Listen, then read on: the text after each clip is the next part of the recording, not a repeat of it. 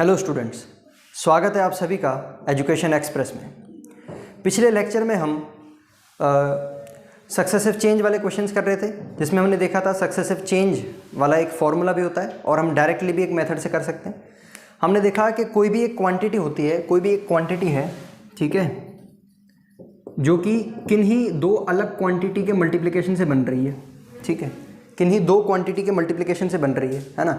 और किसी एक क्वांटिटी के अंदर कोई परसेंटेज इंक्रीज हो रही है या डिक्रीज हो रही है, दूसरी के अंदर भी इंक्रीज हो रही है या डिक्रीज हो रही है। मतलब इनकी ये जो दो क्वांटिटीज़ हैं जिनके मल्टीप्लिकेशन से ये क्वांटिटीज़ बन रही है, जो फाइनल हमारा आंसर बन रहा है वो जो दो छोटी क्वांटिटीज से मल्टीप्लाई होकर बन रहा है, अगर उनके परसेंटेज के अंदर कुछ भी चेंज आ रहा है ना, तो फाइनल क्वांटिटी के परसेंटेज का चेंज हम एक फॉर्मूले से डायरेक्टली निकाल सकते हैं। वो हमने देखा था a + b + ab/100, ठीक है, इसकी डेरिवेशन देखी थी हमने। और ये फॉर्मूला तभी लग सकता है जब परसेंटेज का चेंज हमको इंटीजर के फॉर्म में दे रखा हो, ठीक है। और जब फ्रैक्शन के फॉर्म में दे रखा होता है तब हम क्या करते हैं, तब हम उस परसेंटेज को फ्रैक्शन के अंदर कन्वर्ट करते हैं, जैसे हमने अपनी पिछली क्लासेस में देखा था। और फ्रैक्शन में कन्वर्ट करके और जिस तरह से हम पूरा सॉल्व हमने देखा था कुछ क्वेश्चंस, उस हिसाब से हम उसको सॉल्व कर लेते हैं। तो चलिए आज उसी के बेसिस पे अपन 2-3 क्वेश्चन और देखते हैं, फिर सक्सेसिव चेंज वाला जो पूरा टॉपिक है हमारा अच्छे से कवर हो जाएगा। फिर नेक्स्ट टाइप के ऊपर चलते हैं। तो क्वेश्चन लिखिए कि if the radius of sphere, if हमने 8 क्वेश्चन कर लिए थे पिछले लेक्चर में, ये 9th नंबर का क्वेश्चन है उसी टॉपिक का। If radius of sphere is increased bye 10%, sphere क्या होता है? स्फीयर एक जिस तरह से गेंद होती है उसी तरह से स्फीयर हम कह सकते हैं, ठीक है। जैसे सर्कल है उसको हम 2D पे रिप्रेजेंट कर सकते हैं। जैसे ये ब्लैक बोर्ड है, इसकी 2 एक्सेस है, एक्स एक्सेस और वाई एक्सेस, है ना। तो यहाँ पर हम सर्कल बना सकते हैं लेकिन स्फीयर नहीं बना सकते। स्फीयर बनाने के लिए हमको 3 डायमेंशन चाहिए होती है, यानी स्फीयर एक 3D फिगर होता है, जिस तरह से हमारी गेंद होती है, तो हम गेंद भी समझ सकते हैं, ठीक है। तो if radius of sphere is increased bye 10%, अगर ये हमारा 9th नंबर का क्वेश्चन है, स्फीयर का जो रेडियस है वो हमारा 10% से बढ़ा दिया गया है, तो फाइंड करके लिखना। फाइंड क्या करना है हमको? पहला point, change in diameter, percent change in diameter, ठीक है। डायमीटर के परसेंटेज में कितना चेंज आएगा, है ना। परसेंट चेंज इन डायमीटर, ये हमारा फर्स्ट पॉइंट हो गया। नेक्स्ट हमको लिखना है percent change in surface area, ठीक है, सरफेस एरिया। फिर तीसरा पॉइंट हम लिखेंगे percent change in volume, percent change in volume, volume के अंदर कितना परसेंट चेंज आएगा, ठीक है। तो अगर हमको सरफेस एरिया ऑफ स्फीयर और स्फीयर के वॉल्यूम का फॉर्मूला अच्छे से पता है तो हम फटाफट से इसको कर देंगे, ठीक है। एक बार ट्राई करो फिर हम बताते हैं। देखिए, डायमीटर क्या होता है? रेडियस का 2 गुना होता है। Diameter is twice the radius, ठीक है। हम सॉल्यूशन की बात करते हैं इसी की। तो हमारा जो डायमीटर होगा वो होगा 2r, है ना, 2r होगा। और अगर हमारा r 10% से बढ़ रहा है, अगर हमारा r 10% से बढ़ रहा है, तो क्या हमारा डायमीटर भी 10% से बढ़ेगा या फिर 10 × 2 20% से बढ़ेगा? कई बच्चे इसमें गलती कर देते हैं, वो डायमीटर को बता देते हैं 20% से बढ़ रहा है, लेकिन वो ऐसा क्यों करते हैं? क्योंकि आपको लगता है कि ये भी शायद सक्सेसिव चेंज है, 2 अलग अलग क्वांटिटीज मल्टीप्लाई हो रही है। लेकिन हम ध्यान से देखें तो ये जो क्वांटिटी है r हमारा वेरिएबल है। क्या है? वेरिएबल, है ना, r वेरिएबल है। और जो 2 है ना, ये तो कांस्टेंट है, 2 तो कांस्टेंट है।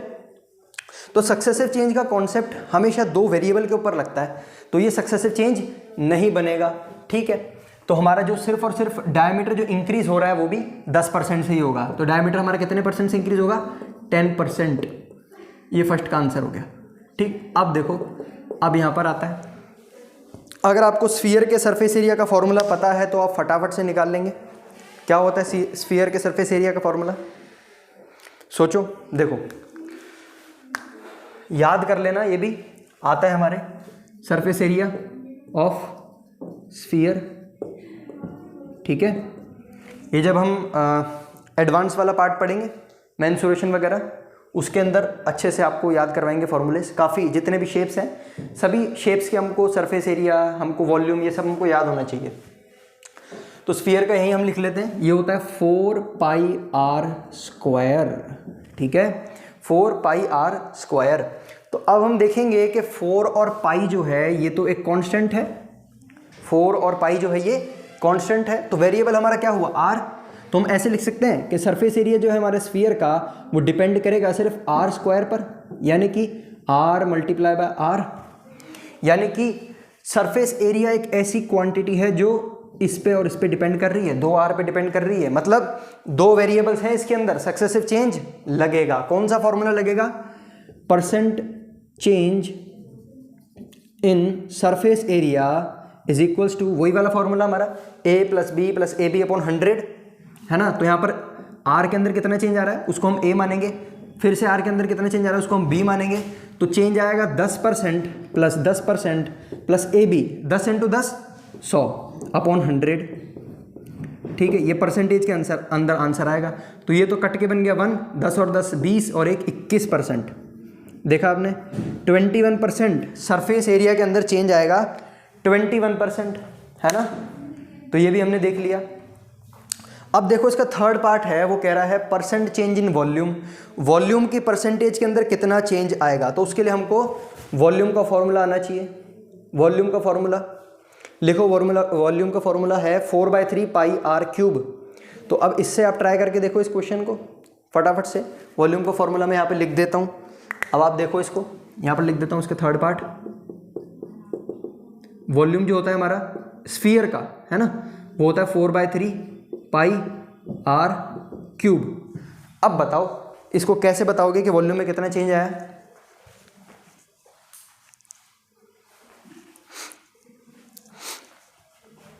देखो जब हम ध्यान से देखेंगे तो पता चलेगा कि ये जो 4 पाई है ये भी हमारा एक कांस्टेंट है, तो इससे तो कोई मतलब नहीं है, ये तो हमारी परसेंटेज चेंज के अंदर कोई भी रोल नहीं निभाएगा। तो हमारी परसेंट चेंज पूरा किस पे डिपेंड करेगी, इस क्वांटिटी के ऊपर। आर 3 बार मल्टीप्लाई हो रहा है ना, यानी कि जो वॉल्यूम परसेंट चेंज जो है हमारी, परसेंट चेंज है इन वॉल्यूम, है ना, परसेंट चेंज इन वॉल्यूम है वो किस पे डिपेंड करेगी, आर के ऊपर। और आर की कितनी पावर है 3, यानी R into R into R. तो क्या हम ये फॉर्मूला लगाएंगे, नहीं लगाएंगे, क्योंकि ये फॉर्मूला अभी हमने बताया, पिछली क्लास में भी समझा था, सिर्फ 2 क्वांटिटीज़ के लिए वैलिड है। जब क्वांटिटीज़ 2 से ज़्यादा हो जाती है तब हम दूसरा वाला तरीका अपनाते हैं, परसेंटेज को फ्रैक्शन में चेंज करके, है ना। तो हम वहाँ ऐसे करेंगे, देखो इनिशियल हमारी होगी और ये फाइनल होगी, ठीक। तो इनिशियल रेडियस हमारा, हम कह रहे हैं रेडियस 10% से इंक्रीज़ हो रहा है ना, 10% से इंक्रीज़ हो रहा है। तो 10% से इंक्रीज़ होने का मतलब क्या है, अगर हमारा रेडियस 10% से इंक्रीज़ हो रहा है तो इसका मतलब क्या है, अगर हमारा रेडियस जैसे हमने वो यहाँ पर बनाया था ना इस तरह से 1/1 करके 100% होता है, ठीक है, 1/10 कितना होता है, 10% होता है। तो 10% का मतलब क्या है, 1/10, 10 में से एक हिस्सा बढ़ रहा है। तो अगर इनिशियल हमारा रेडियस फॉर एग्जांपल 10 होगा तो 10 का एक हिस्सा कितना हो जाएगा, 11। फिर इनिशियल हमारा हिस्सा 10 होगा तो एक बढ़ के कितना हो जाएगा, 11। इनिशियल हमारा 10 होगा तो कितना हो जाएगा, 11। बस 3 बार ही लिखना है हमको, क्योंकि रेडियस की पावर 3 है तो हम 3 बार ही लिखेंगे, है ना। फिर हमने क्या सीखा था इसमें कि अगर साइड में ऐसे क्रॉस में कोई कैंसिल हो रहा है तो हम उसको कैंसिल कर देंगे, उससे हमारी कैलकुलेशन सिंपल हो जाती है। लेकिन इस केस में कोई भी कैंसिल नहीं होगा, ठीक है। तो हम डायरेक्टली ऐसे निकालेंगे, इनिशियल जो हमारी वॉल्यूम बनने वाली है वो बनेगी 1000 और ये जो है 1331, ठीक है। ये याद रखना, ये भी आप याद रख सकते हो, ये मैं बता दूं। जैसे 11 को हम 11 से मल्टीप्लाई करते हैं, 11 को 11 से मल्टीप्लाई करते हैं तो 1 1 फिर 1 1, तो ये आता है 1 2 1। फिर देखो 11 को फिर 1 2 1 को 11 से करते हैं, मतलब 11 का क्यूब, तो ये आएगा 1331। मतलब अगर आप लिखना चाहो तो इस तरह से इसको लिख सकते हो, 11 का स्क्वायर है, 11 की कितनी भी पावर आ जाए तो हम उसको आराम से निकाल सकते हैं। देखो हमने 11 की पावर 3 कर दी तो 1331 आ गई, है ना। 11 की पावर 4 कर देंगे तो 1 4 4 4 1, इस तरह से आ जाएगा, है ना। तो इस पॉइंट को आप अपने नोट्स के अंदर साइड में कहीं नोट कर सकते हो, है ना, कैलकुलेशन में आसानी होगी आगे। तो इन दोनों के बीच में डिफरेंस कितना आ रहा है, डिफरेंस आ रहा है इन दोनों के बीच में 331। Percent change in volume, volume कितनी बढ़ गई, पहले से कितनी बढ़ गई, 331, और ओरिजिनल वैल्यू कितनी थी 1000, तो 1000 से इतनी और बढ़ गई, तो परसेंटेज जब हम निकालेंगे इंटू 100 करते हैं, परसेंट का डिफरेंस, या डिफरेंस की जगह हम चेंज लिख सकते हैं, परसेंट चेंज इन वॉल्यूम लिख सकते हैं, तो वो इस तरह से हमारा आ जाएगा। ये कैंसिल करेंगे 2 0 से 2 0, तो 33.1% इसका आंसर होगा। ठीक है, 33.1% इसका आंसर होगा। तो हमने तीनों देख लिए, डायमीटर के अंदर कितना चेंज आएगा वो देखा, सरफेस एरिया के अंदर हमने देख लिया, परसेंट चेंज इन वॉल्यूम भी हमने देख लिया है। नोट करें इसको।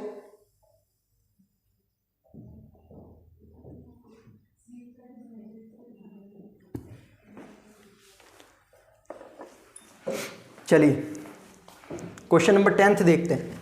एक दो क्वेश्चन और देखेंगे इसके अंदर फटाफट से, फिर इसको खत्म कर देंगे हम।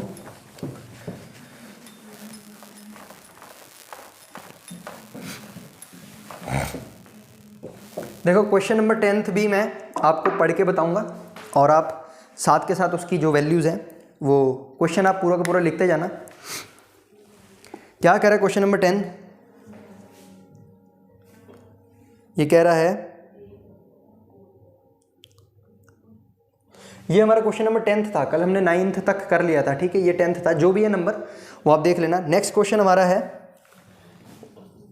10th है या 11th है, जो भी है देख लेना, आपने नोट्स में लिखा होगा। If length of cuboid is increased bye 16 2/3%, अगर क्यूबॉइड की लेंथ हमने 16 2/3% से इंक्रीज कर दी, साथ के साथ लिखो, पहले क्वेश्चन लिख लेते हैं हम, है ना।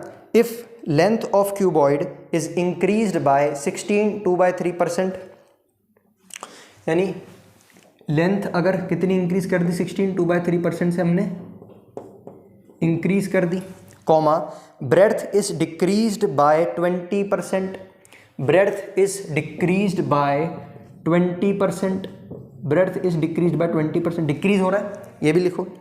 And height is increased by 12 1/2%, height is increased by 12 1/2 पर इंक्रीज हो रही है ना। Then find percent change in volume, volume के अंदर कितना चेंज आएगा ये हमको बताना है। हमको क्या बताना है? परसेंट चेंज इन वॉल्यूम, ये हमको बताना है। ठीक, ये क्वेश्चन दे रखा है, साथ के साथ आपने क्वेश्चन लिख लिया होगा, पूरी लैंग्वेज लिख ली होगी। लैंग्वेज लिखनी भी बहुत ज़रूरी रहती है क्वेश्चन में, क्योंकि जब हम प्रैक्टिस करेंगे तो लैंग्वेज अगर हमारी लिखी होगी तब हम क्वेश्चन पूरा समझ पाएंगे, है ना। तो जो मैं क्वेश्चन अभी बोलूँगा ध्यान से आप पूरा सुन करके अपनी कॉपी में उसको लिख लेना, ठीक, ताकि वैल्यू हमारे को क्वेश्चन की लैंग्वेज पढ़ के क्या वो कहना चाह रहा है ये समझना भी आना चाहिए। बच्चों को क्वेश्चन करने तो आ जाते हैं, लेकिन क्वेश्चन की लैंग्वेज नहीं समझ में आती। और इस चैप्टर में बस लैंग्वेज का ही खेल है परसेंटेज के अंदर। मेन जो परसेंटेज का कॉन्सेप्ट था वो हमने इसकी पहली क्लास में सीख लिया था, फ्रैक्शन से परसेंटेज में, परसेंटेज से फ्रैक्शन में। अब बस छोटी मोटी चीज़ें हम देख रहे हैं और यही कर रहे हैं, लैंग्वेज की प्रैक्टिस कर रहे हैं बस। तो चलो क्यूबॉइड है, क्यूबॉइड यानी इस प्रकार का डब्बा है, इसको क्यूबॉइड बोलते हैं ना, इंग्लिश में इसको क्यूबॉइड बोलते हैं। देखो ये क्यूबॉइड है, ठीक। अब इसकी लेंथ जो है ये इसकी लेंथ है, ये इसकी ब्रेड्थ है, यानी लंबाई, ये चौड़ाई, और ये ऊंचाई, हाइट को ऊंचाई कहते हैं ना, तो ये हाइट है इसकी। तीनों चीज़ें दे रखी है। बोल रहा है लेंथ जितनी पहले थी उससे अब लेंथ बढ़ा करके 16 2/3% बढ़ा दी गई है। मतलब लेंथ 16 2/3%, यही लिखा है, हाँ 16 2/3% हमारी लेंथ बढ़ा दी गई है, और ब्रेड्थ को 20% हमको घटा दिया गया है, ब्रेड्थ 20% घटा दी गई है, हाइट 12 1/2% बढ़ा दी गई है। तो वॉल्यूम के अंदर चेंज कितना आएगा, है ना। तो हम ऐसे लिखेंगे सॉल्यूशन। देखो इनिशियल वॉल्यूम जो है हमारी वो L × B × H होती है, वॉल्यूम तो हमको मालूम है LBH। क्यूबॉइड की जो वॉल्यूम है वो आप लिख लो, चाहे तो वॉल्यूम ऑफ क्यूबॉइड, ये भी लिख लो, अभी से याद कर लो, L × B × H, लंबाई, चौड़ाई, ऊंचाई, ठीक। ये फॉर्मूला है क्यूबॉइड की लेंथ का और वॉल्यूम का, ठीक है, ये लिख लो। अब देखो क्या कह रहा है, यहाँ पर एक इनिशियल बनेगी और यहाँ पर एक फाइनल बनेगी। इनिशियल, पहले वॉल्यूम कितनी थी और अब कितनी है, तो बोल रहा है 16 2/3%, ठीक है। 16 2/3%, इसको हम किस तरह से लिखते हैं फ्रैक्शन की फॉर्म में, 1/6। 20% को हम किस तरह से लिख सकते हैं, 1/5। 12 1/2%, इसको हम फ्रैक्शन में 1/8 लिख सकते हैं। तो पहले अगर लेंथ हमारी 6 थी तो 6 का एक हिस्सा अब क्या हो रहा है, बढ़ रहा है, इंक्रीज। तो यहाँ पर ये हो जाएगी 7। पहले हमारी ब्रेड्थ कितनी थी, 5, 5 का एक हिस्सा कम हो रहा है, 5 का एक हिस्सा कम हो रहा है, तो कितनी हो जाएगी, 4। फिर हाइट की बात करेंगे, हाइट हमारी जो थी पहले कितनी थी, 8, ये ओरिजिनल वैल्यू होती है नीचे वाली, बढ़ रही है, 8 में एक हिस्सा बढ़ रहा है, कितनी हो जाएगी, 9। ठीक है, अब इन तीनों नंबरों को मल्टीप्लाई करेंगे तो यहाँ पर वॉल्यूम आ जाएगी इनिशियल, इन तीनों को मल्टीप्लाई करेंगे तो वॉल्यूम आ जाएगी फाइनल। फिर हम डिफरेंस निकाल लेंगे, लेकिन उससे पहले हम देखेंगे कि क्रॉस के अंदर कितनी वैल्यूज कट रही है, यहाँ ऐसे ऐसे ऐसे कितनी कितनी कट रही है, उनको हम काट देंगे डायरेक्टली। देखो इसको काट दें, 4 1 जा 4, 4 2 जा 8, ये 1 था, 3 2 जा 6 और 3 3 जा 9, ऐसे कट गया। तो ये क्या बचेगा, 2 2 जा 4, 4 5 जा 20, ये बन गया 20, है ना। अब यहाँ पर देखो ये 1 है तो 7 3 जा 21, 21, तो कितना डिफरेंस आ रहा है, पुरानी वॉल्यूम और नई वॉल्यूम में कितना डिफरेंस आ रहा है, डिफरेंस आ रहा है 1 का, सिर्फ 1 का डिफरेंस आ रहा है। किस में से, इसमें से। ओरिजिनल तो 20 थी ना, पहले 20 थी, 20 में से 1 बढ़ गया है, 20 में से 1 बढ़ गया है। तो यहाँ पर पूछा percent change in volume, percent change in volume पूछा है और परसेंट में ही निकालना पड़ेगा, या अगर हमसे ऑप्शन में फ्रैक्शन में दे रखा है तो फ्रैक्शन में हम 1/20 लिख देते हैं, ये हमारा सही होगा। और अगर ऑप्शन में हमको परसेंटेज के अंदर दे रखा है तो हम परसेंटेज में कन्वर्ट कर लेंगे भाई, 100 से तो मल्टीप्लाई करना है, तो कितना आंसर आएगा, 5%। आंसर आएगा 5%। कितनी वॉल्यूम चेंज होगी, 5%। ठीक है, तो नोट करो इसको भी। नेक्स्ट क्वेश्चन की ओर बढ़ते हैं।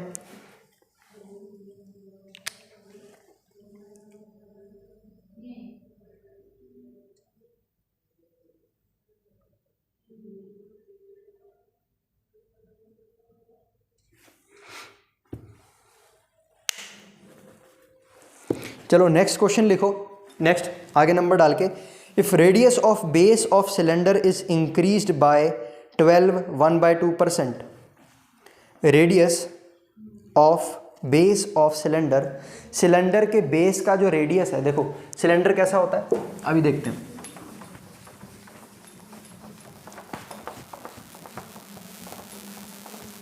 पहले क्वेश्चन लिख लेते हैं फिर इसको समझेंगे। लिखो, if radius of base of cylinder is increased by 12 1/2% and height of cylinder increased by 20% and height of cylinder is increased by 20%। ठीक है, find percent change in volume. तो वॉल्यूम के अंदर चेंज बताओ, वॉल्यूम के अंदर चेंज बताओ। दो चीज़ें दे दी, सिलेंडर का रेडियस हमको बोल दिया है ना, सिलेंडर का रेडियस हमको बोल दिया और सिलेंडर की हाइट बोल दी कितनी चेंज आ रही है। देखो सिलेंडर इस तरह से होता है, इस फिगर को हम सिलेंडर कहते हैं, इस फिगर को हम सिलेंडर कहते हैं।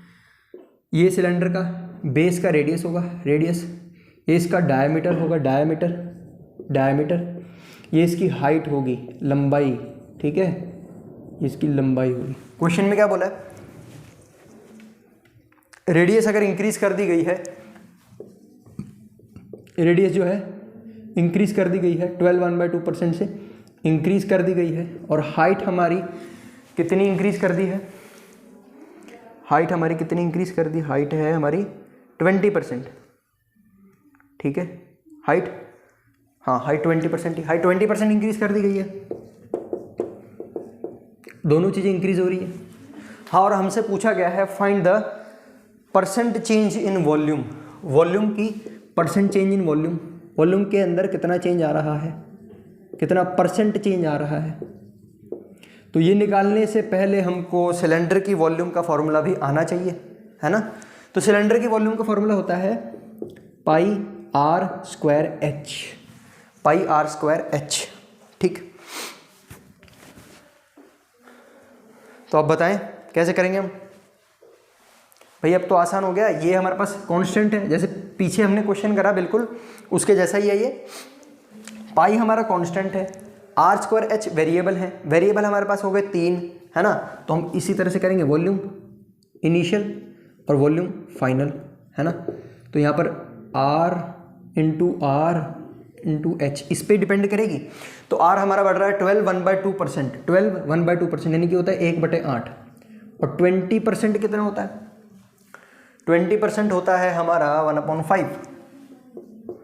ठीक है, तो इंक्रीज हो रहा है 8 में से एक हिस्सा इंक्रीज हो रहा है। अगर हम इनिशियल मान लेते हैं 8 तो फाइनल हमारा हो रहा है 9, इनिशियल मान लेते हैं 8 तो फाइनल हो रहा है 9। हाइट इनिशियल अगर है 5 तो इंक्रीज होकर के 1 बढ़ रही है, 5 में 1 बढ़ेंगे तो 6।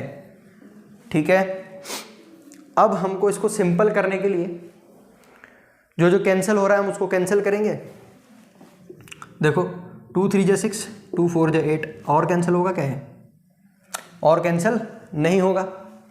अब 8 5 जा 40 और 40 इंटू 4 160। ठीक है, इसी तरह से हम इसको मल्टीप्लाई कर लेंगे। 9 9 जा 81, 81 इंटू 3 243। कर लिया, इसमें कोई प्रॉब्लम नहीं है, कोई प्रॉब्लम नहीं है। इनिशियल वॉल्यूम इतनी आ गई और फाइनल वॉल्यूम इतनी आ गई, तो परसेंट चेंज इन वॉल्यूम बताना है, इन दोनों का डिफरेंस निकाल लेंगे। 160 में कितने जोड़ेंगे कि ये आ जाएगा, ये आएगा 83।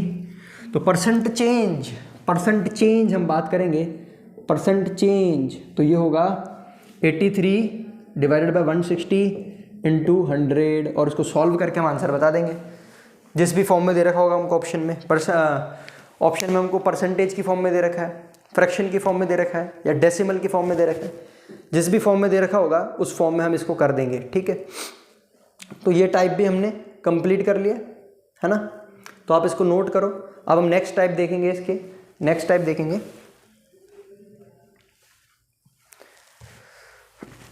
नेक्स्ट है हमारा type number third. Type number third,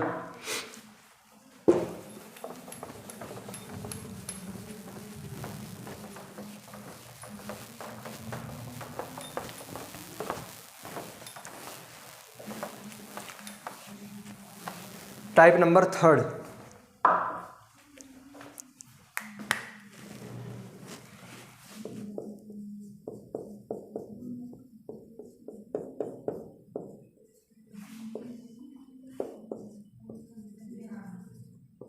problems based on expenditure.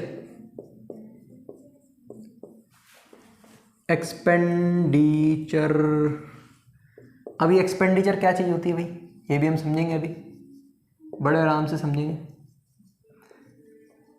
देखो, problem based on expenditure, expenditure कहता है खर्च। कई प्रॉब्लम्स हमको ये ऐसी दी जाएगी जिसमें हमको खर्च के ऊपर पूछा जाएगा, है ना। अगर किसी चीज़ का दाम x है ना, और उसका दाम बढ़ा दिया गया, किसी चीज़ का दाम कुछ भी x है, देखो इस तरह से चीनी का दाम x है ना, और उसको बढ़ा दिया गया किसी y% से, उसको दाम बढ़ा दिया गया, है ना, और हमको अगर क्वांटिटी हमारी उतनी की उतनी ही रखनी है तो हमारे एक्सपेंडिचर में, खर्च में कितनी वृद्धि होगी। या फिर अगर चीनी का दाम x है, उसको y% से बढ़ा दिया गया और हम चाहते हैं कि हमारा खर्च उतना का उतना ही रहे जितना पहले था, तो हमको हमारे चीनी की मात्रा के अंदर कितनी कटौती करनी पड़ेगी। ऐसे सवाल आते हैं ना, तो उन सवालों के बारे में हम समझेंगे। ऐसे सवालों को हम कहते हैं प्रॉब्लम्स ऑन एक्सपेंडिचर। एक्सपेंडिचर वाली प्रॉब्लम देखो, एक्सपेंडिचर मतलब होता है खर्चा। एक्सपेंडिचर का मतलब होता है खर्चा, है ना। तो एक्सपेंडिचर होता किसके बराबर है, देखो एक्सपेंडिचर को EXP लिख देते हैं। ये होता है हमारा प्राइस मल्टीप्लाई बाय क्वांटिटी। ठीक है, अगर आप बाजार गए, बाजार आप चीनी लेने गए, ठीक, चीनी की कीमत है 40 रुपये पर केजी, है ना, और आप अगर 10 किलो चीनी लेकर के, 10 किलो चीनी लेकर के, तो आपका एक्सपेंडिचर यानी खर्चा कितना होगा, खर्चा आपका होगा 400 रुपये। 400 रुपये है कितना आसान, आसान है ना। तो बस यही इसका मेन फॉर्मूला है, ये एक मेन फॉर्मूला है, और ऐसा कुछ नहीं है कि कोई नया है फॉर्मूला। हम बचपन से ये ऐसे फॉर्मूले को इस फॉर्मूले को यूज़ करते आ रहे हैं बचपन से। अब जब भी सामान जाते हैं, कोई भी छोटी मोटी चीज़ लेने जाते होंगे, तो इसी फॉर्मूले की मदद से हम हिसाब लगाते होंगे कि कितना हमको सामान लेना है ना, या कितना हमारा खर्चा हो जाएगा अगर हम इतनी मात्रा में सामान लेंगे तो। लेकिन अब जब हम कंपटीशन के सवालों को देखेंगे तब हमको पता चलता है कि इस फॉर्मूले से ही जो सवाल बन रहे हैं, लेकिन उन सवालों का लेवल थोड़ा अलग है। ठीक, उन सवालों के अंदर जो चीज़ें पूछी हुई है वो थोड़ी अलग है। जिस तरह से अभी मैंने बताया ना कि दाम बढ़ जाते हैं, किसी चीज़ का दाम बढ़ गया है ना, और हम चाहते हैं कि हमारा खर्चा उतना ही रहे, तो हमको उसकी खपत या उसकी क्वांटिटी कितनी कम करनी होगी, इस प्रकार के सवाल आते हैं। तो हम देखेंगे। अब देखो, ये सक्सेसिव चेंज के जैसा ही लग रहा है ना हमको दिखने में। एक क्वांटिटी है वो दो अलग अलग क्वांटिटी को मल्टीप्लाई करने से बन रही है। सक्सेसिव चेंज के जैसा ही लग रहा है ये, बिल्कुल सक्सेसिव चेंज के जैसा ही है ये। ठीक, तो मतलब हम सक्सेसिव चेंज वाला फॉर्मूला a + b + ab/100 इसमें लगा सकते हैं, बिल्कुल लगा सकते हैं, है ना, बिल्कुल हम लगा के सॉल्व कर सकते हैं। लेकिन तभी लगा सकते हैं जब जो परसेंटेज हमको दे रखी हो वो किसके फॉर्म में हो, इंटीजर के फॉर्म में हो, है ना। और जब इंटीजर के फॉर्म में नहीं होएगी तब हमको कैसे करना है वो भी हम देखेंगे। और पहले हम एक सवाल उठाते हैं, सवाल से हम देखेंगे कि किस तरह से सक्सेसिव चेंज के फॉर्मूले से ये सवाल हो रहा है, या एक और नई ट्रिक सीखेंगे इस टाइप के क्वेश्चनों को करने के लिए, एक्सपेंडिचर वाले सवालों को करने के लिए ही है वो ट्रिक। तो हम देखेंगे कि किस में कम टाइम लग रहा है ना। आपको जिसमें भी कम टाइम लगेगा, जो भी आपको सूटेबल लगेगी उससे आप आगे करना, डिसाइड आपको करना है, बताना मेरा काम है। तो चलिए पहले क्वेश्चन लिखते हैं अपन।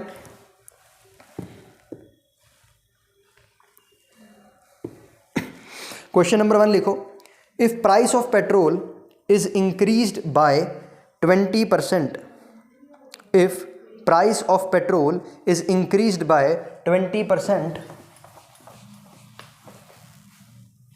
comma, then a person how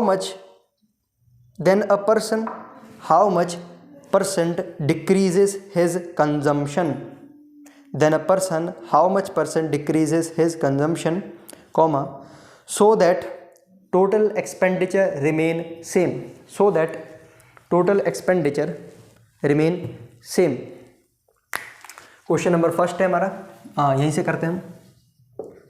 question number first है, बोल रहा है कि पेट्रोल का जो प्राइस है वो कितना इंक्रीज हो रहा है, 20% से बढ़ रहा है। पेट्रोल की कीमतें इंक्रीज हो गई 20%, है ना। Then a person how much decrease his consumption, तो हमारा कंजम्पशन यानी क्वांटिटी बोल लो या कंजम्पशन बोल लो, तो जितनी पेट्रोल की क्वांटिटी वो डलवाता था महीने में, उसको क्वांटिटी के अंदर कितना रिडक्शन करना पड़ेगा ताकि टोटल एक्सपेंडिचर, टोटल जो उसका एक्सपेंडिचर है वो सेम रहे।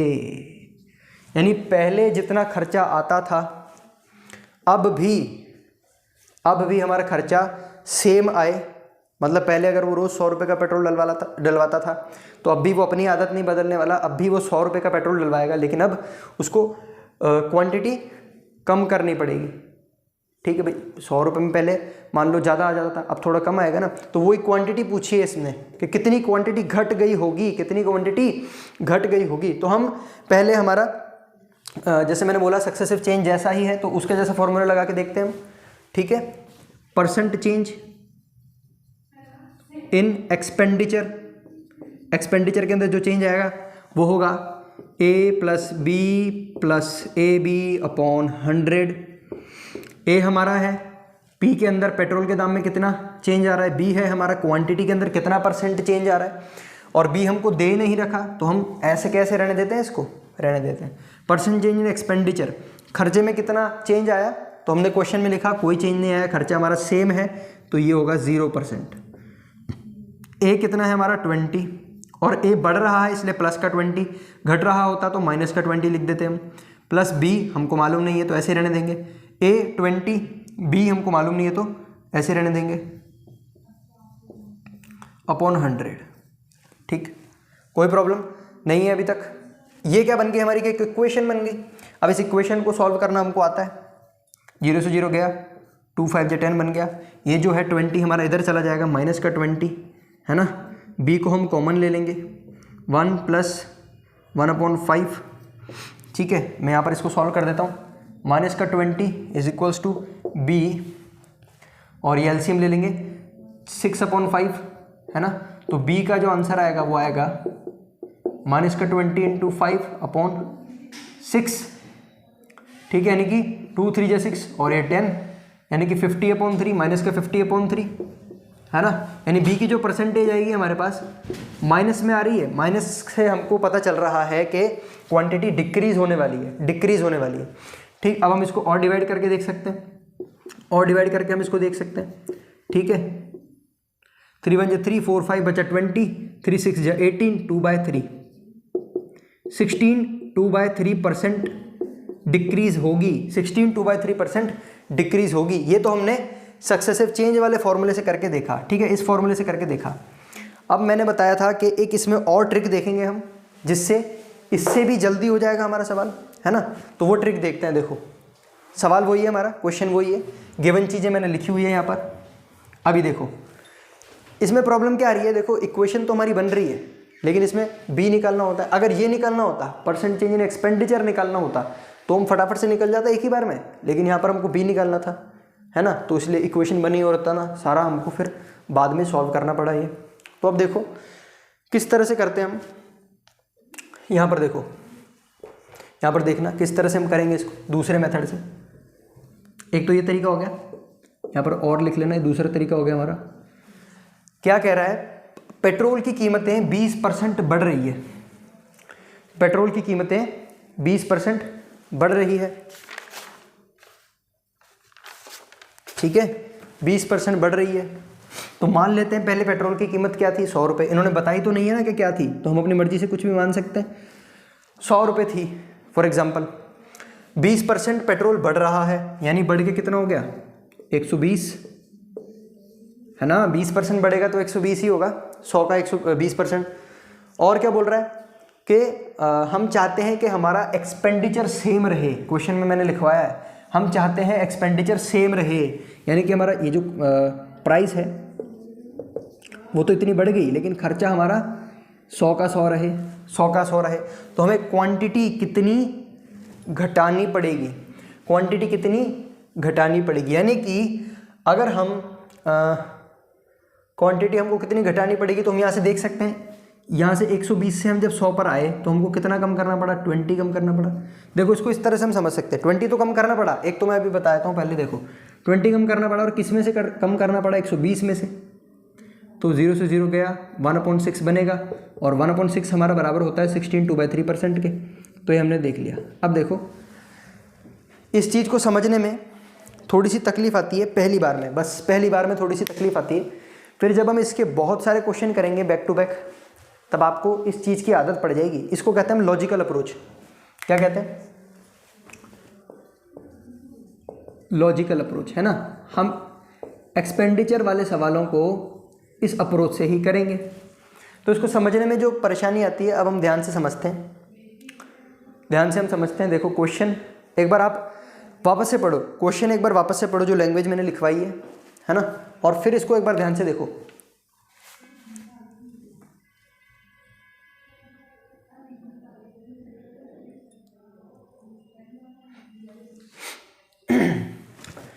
हमारा जो पर्सन है, जो व्यक्ति है, वो चाहता है कि मेरा खर्चा सेम रहे। क्या चाहता है, कि मेरा खर्चा सेम रहे।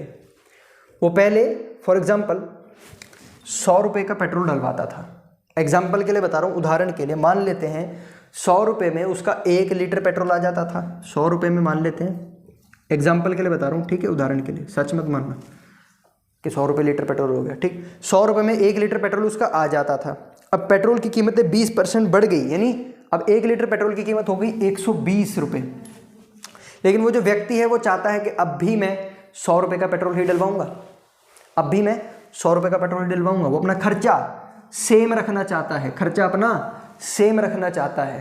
तो अब जब वो 100 रुपये का पेट्रोल डलवाएगा तो 1 लीटर में से कितना उसको कम मिलने वाला है, जितना उसने 1 लीटर में कम पैसे दिए, 1 लीटर के पेट्रोल में से जितने कम दिए, अब हमारा 120 रुपये का 1 लीटर हो गया।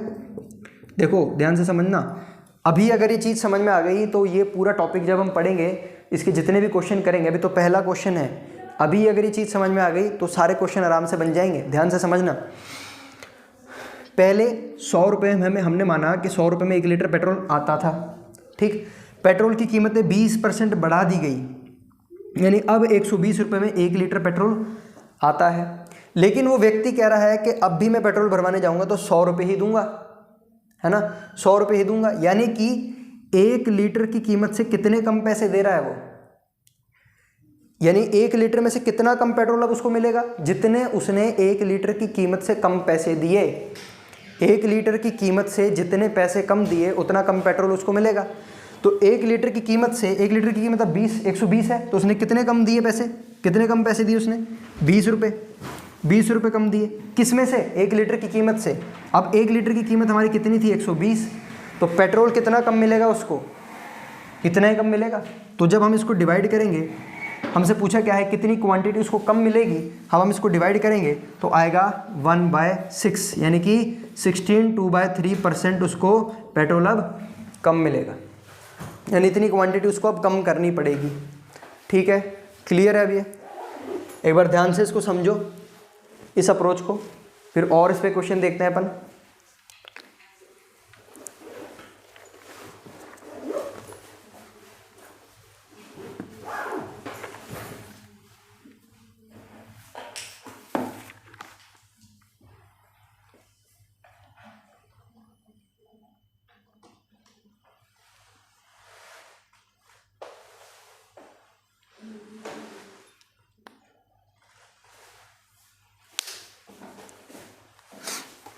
चलो नेक्स्ट क्वेश्चन देखते हैं, लिखो क्वेश्चन साथ के साथ। If price of sugar is decreased bye 14 2/7%,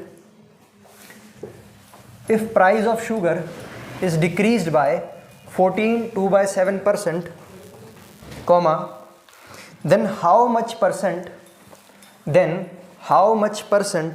a family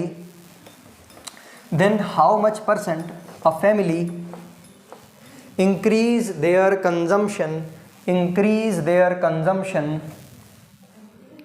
so that expenditure remains same, देखो क्या कह रहा है क्वेश्चन नंबर सेकंड, क्या कह रहा है क्वेश्चन नंबर सेकंड, कह रहा है, लिख लिया होगा आप सभी ने, अब ध्यान से समझो क्वेश्चन क्या कह रहा है। If price of sugar is decreased bye 14 2/7%, sugar के जो प्राइस है, चीनी की जो कीमत है वो घटा दी गई, कितनी घटा दी गई, 14 2/7% से घटा दी गई, ये क्वेश्चन कह रहा है हमको।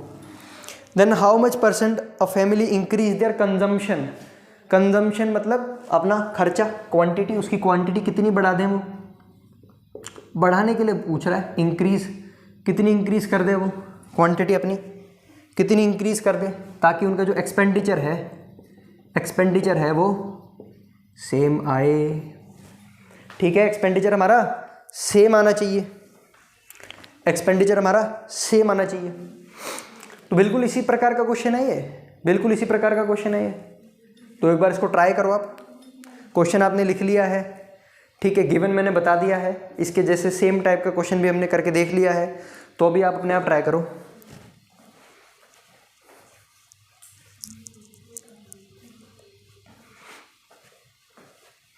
देखो पहले तो हम परसेंटेज को फ्रैक्शन में कन्वर्ट करेंगे। 14 2/7% का मतलब क्या होता है, 1/7, ठीक है, 1/7।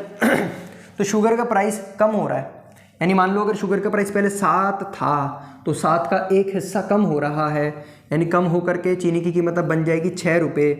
ठीक है, चीनी का दाम घट रहा है और एक परिवार चाहता है कि हम पहले चीनी के ऊपर, चीनी के खरीदने के लिए जितने पैसे लेके जाते थे अब भी उतने ही पैसे लेकर के जाएंगे, तो क्वांटिटी उनको अब कितनी ज़्यादा मिलने वाली है भाई। पहले मान लो 100 रुपये में वो 100 रुपये में वो 5 किलो चीनी ले आते थे, ठीक, एग्जाम्पल बता रहा हूँ, 100 रुपये में वो 5 किलो चीनी ले आते थे। अब चीनी के दाम घट गए, 14 2/7% घट गए, तो अब भी वो 100 रुपये लेके जाएंगे, दुकानदार को बोलेंगे भैया 100 रुपये की चीनी दे दो, तो अब उनको कितनी क्वांटिटी वो दुकानदार ज़्यादा देगा, तो ये हम निकाल रहे हैं। तो एक हमने वो अप्रोच देखी थी, एक लॉजिकल अप्रोच देखी, तो लॉजिकल अप्रोच से करेंगे हम। देखो 14 2/7 मतलब 1/7, यानी कि 7 था, 7 में से एक हिस्सा कम होगा, यानी 6 रह जाएगा अब उसका प्राइस, है ना, प्राइस 6 रह जाएगा। तो आपको उनको क्वांटिटी कितनी बढ़ानी पड़ेगी, कितनी क्वांटिटी बढ़ानी पड़ेगी कि एक्सपेंडिचर उनका सेम रहे। तो क्वांटिटी हमने कितनी बढ़ाई, यहाँ से यहाँ एक बढ़ाई किस में से, ओरिजिनल क्वांटिटी हमारी 6, तो 1/6 यही होगा। तो आंसर आएगा 16 2/3%। 16 2/3%। मतलब हमने मान लिया कि शुगर का प्राइस 7 है ना, 7 में से एक हिस्सा कम होगा, तो अब प्राइस हो गया 6। अब प्राइस हो गया 6, लेकिन वो जो फैमिली है वो बोल रही कि हम तो अब भी 7 रुपये लेकर के ही जाएंगे, अब भी हम 7 रुपये लेकर के जाएंगे और चीनी लेके आएंगे। तो जो चीनी अब 6 रुपये में मान लो किलो मिल रही, किलो से समझना आसान होता है, इसमें भी हमने 1 लीटर लेकर के समझा था। बस स्टार्टिंग में मैं बोल रहा हूँ, स्टार्टिंग के 1-2 सवालों में हमको समझने में थोड़ी सी दिक्कत हो सकती है, लेकिन जब हम ये ऐसा लॉजिकल अप्रोच बनाना सीख गए ना, तो फटाफट से हमारे आंसर निकलते जाएंगे, बिल्कुल फटाफट आंसर निकलते जाएंगे। देखो पहले 7 रुपये की चीनी ला रहा था वो, ठीक, अब चीनी की दाम हो गया 6 रुपये, मतलब पहले 7 रुपये किलो ला रहा होगा, एग्जाम्पल के लिए बता रहा हूँ, 7 रुपये किलो कीमत नहीं है अभी, 7 रुपये की किलो ला रहा था, अब 6 रुपये की किलो हो गई। लेकिन वो जो फैमिली मैन है, उसके पिताजी ने उसको बोला बेटा अभी भी 7 रुपये लेके जा और 7 रुपये की ही चीनी लेकर के आ। तो 6 रुपये की तो 1 किलो चीनी मिल जाएगी, तो 1 रुपये में कितना एक्स्ट्रा मिलेगा, 1 रुपये के अंदर कितना एक्स्ट्रा मिलेगा, तो वो 1 रुपये कितने के बराबर होंगे। तो हमने एग्जाम्पल के लिए समझाना कि वो 7 रुपये है या 6 रुपये है, ऐसे एग्जाम्पल के लिए समझा। तो हमको पैसे, जितने हम पैसे ज़्यादा देंगे, जितने उसके ओरिजिनल प्राइस से पैसे हम ज़्यादा देंगे, ध्यान से सुनना, चीनी की वास्तविक जो क्या कहते हैं प्राइस, वास्तविक जो प्राइस है उसका, चीनी का जो दाम है, उस दाम से जितने पैसे ज़्यादा देंगे उतनी ज़्यादा हमको चीनी मिलेगी, उतनी ज़्यादा शुगर हमको मिलेगी। प्राइस है 6 से हमने कितना ज़्यादा दिया, 1 ज़्यादा दिया तभी 7 बना, 6 से हमने 1 ज़्यादा दिया, 6 से 1 ज़्यादा दिया, ओरिजिनल वैल्यू है हमारी 6, उसमें से हम कितना ज़्यादा देंगे, 1 ज़्यादा दे रहे हैं, तो हमको कितनी ज़्यादा क्वांटिटी मिलेगी, जितना ज़्यादा दिया, तो यानी 1/6 यानी 16 2/3%। अब हमको जो क्वांटिटी मिलेगी शुगर की वो 16 2/3% ज़्यादा मिलेगी। क्लियर है ये क्वेश्चन? एक और क्वेश्चन देखते हैं, नोट डाउन करो इसको, एक और क्वेश्चन देखते हैं।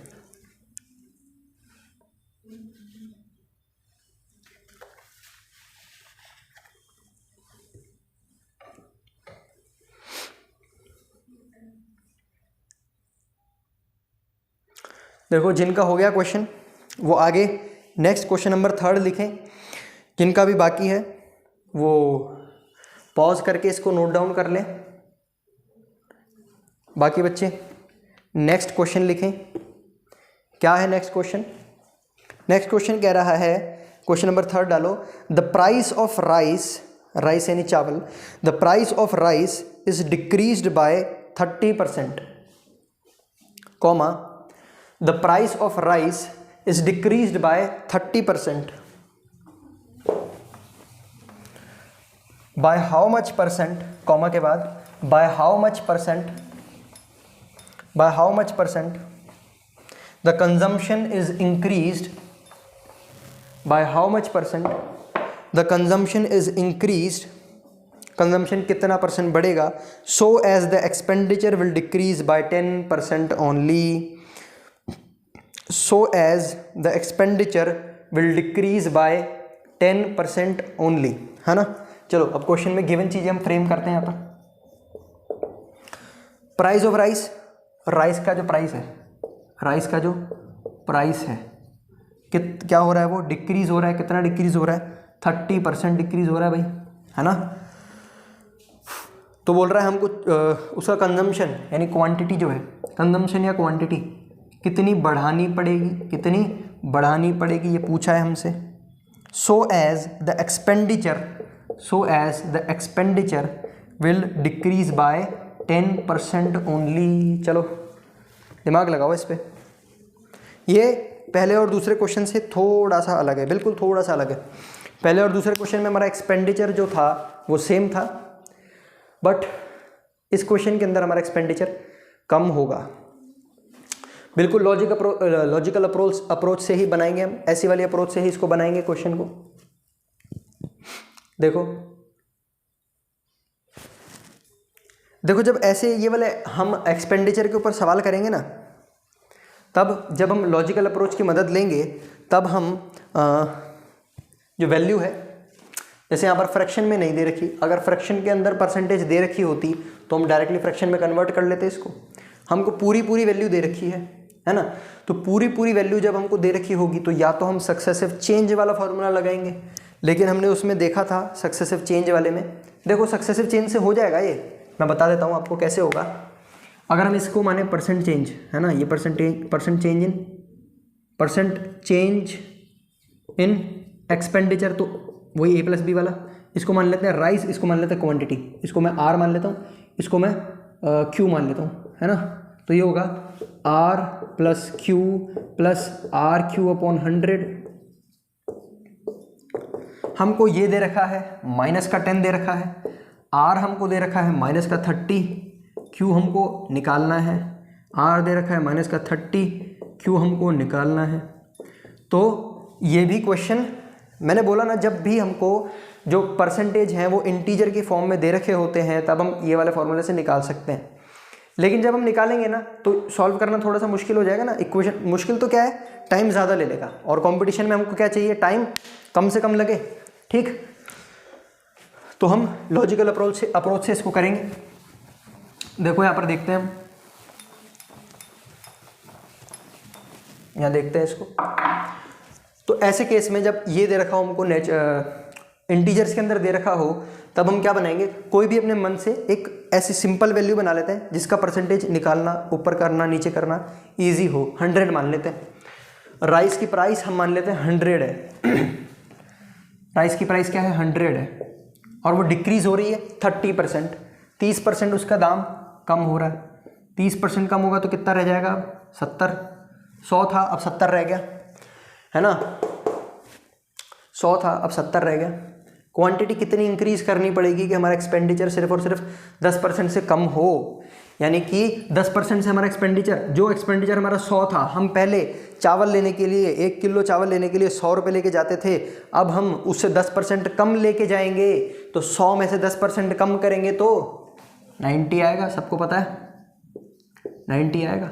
तो बोल रहा है कि एक्सपेंडिचर 10% कम हो तो हमको कितनी क्वांटिटी बढ़ानी पड़ेगी। अगर हम क्वांटिटी नहीं बढ़ाते, पहले जितने चावल ला रहे थे उतने ही अब लाएंगे, तो हमारा जो एक्सपेंडिचर के अंदर कितना रिडक्शन आएगा, वो आएगा 30%। भाई जो प्राइस के अंदर गिरा कीमत, हमारे खर्चे में भी उतनी कीमत गिरेगी। लेकिन हम बोल रहे हैं यार वाह बढ़िया हो गया, चावल की प्राइस तो कम हो गई, अब हम चावल खाना बढ़ा देते हैं, खर्चा हमारा कम करेंगे, लेकिन कितना कम करेंगे, सिर्फ 10% से कम करेंगे, खर्चा 90 रुपये कर देंगे, ठीक है। तो हमने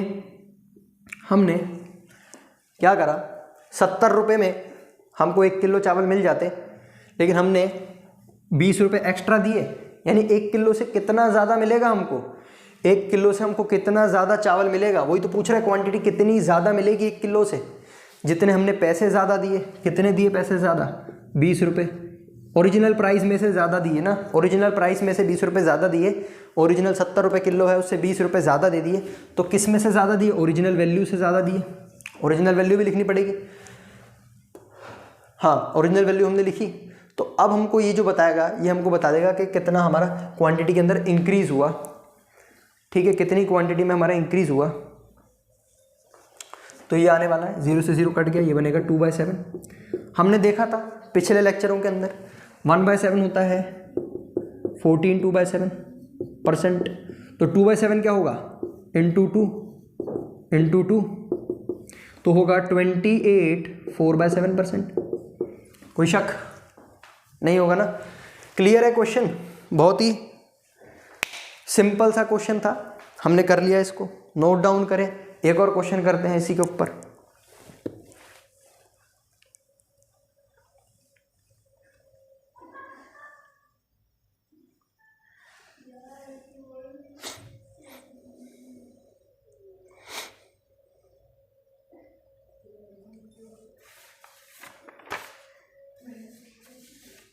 चलो क्वेश्चन नंबर 4 लिखो। अब क्वेश्चन नंबर 4 लिखो।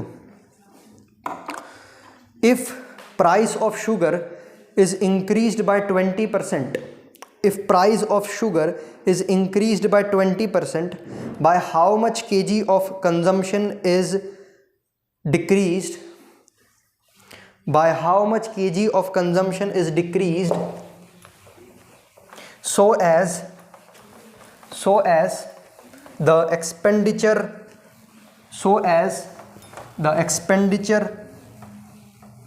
will increase by 5% only, comma, when the original consumption of sugar is 280 kg, तो ये हमारा क्वेश्चन है फोर्थ। गिवन वैल्यू हम लिख लेते हैं, क्वेश्चन आपने लिख ही लिया होगा, है ना।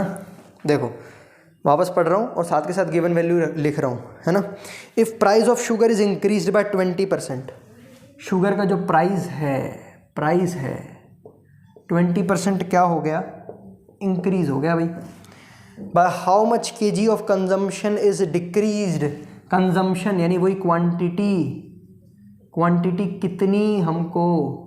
कितनी हमको डिक्रीज करनी पड़ेगी। How much KG of the consumption is decreased, लेकिन परसेंटेज में नहीं पूछा, क्वांटिटी केजी में पूछी है, कितनी किलो हमको उसकी खपत कम करनी पड़ेगी। So as the expenditure will increase by, ताकि हमारा जो एक्सपेंडिचर है वो इंक्रीज हो सिर्फ और सिर्फ 5% से, सिर्फ 5% से इंक्रीज हो। देखो एक्सपेंडिचर हमारा कितना इंक्रीज हो, 5% से इंक्रीज हो, 5% से इंक्रीज हो हमारा एक्सपेंडिचर, ठीक है। When the original consumption of sugar is, when the original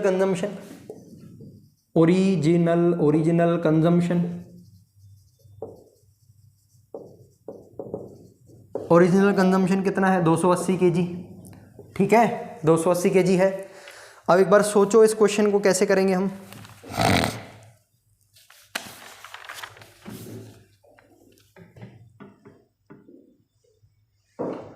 सोचिए इस क्वेश्चन को कैसे करेंगे हम। देखो शुगर की प्राइस हो रही है 20% से इंक्रीज, है ना, और क्वांटिटी हमको डिक्रीज करनी है ताकि एक्सपेंडिचर हमारा 5% ही इंक्रीज हो। तो देखो लॉजिकल अप्रोच से करेंगे हम। शुगर की प्राइस पहले मान लेते हैं 100 रुपये थी, 100 थी, 100 में से 20% इंक्रीज होगा तो 120 बन जाएगा, है ना। ये प्राइस है, यहाँ पर प्राइस हमारी इंक्रीज हो रही है, ठीक। अब हमको क्वांटिटी कितनी केजी डिक्रीज करें ताकि एक्सपेंडिचर जो हमारा पहले 100 में आ रहा था, अब एक्सपेंडिचर हमारा सिर्फ और सिर्फ 5% बढ़े। 100 का 5% कितना होता है, 105, है ना।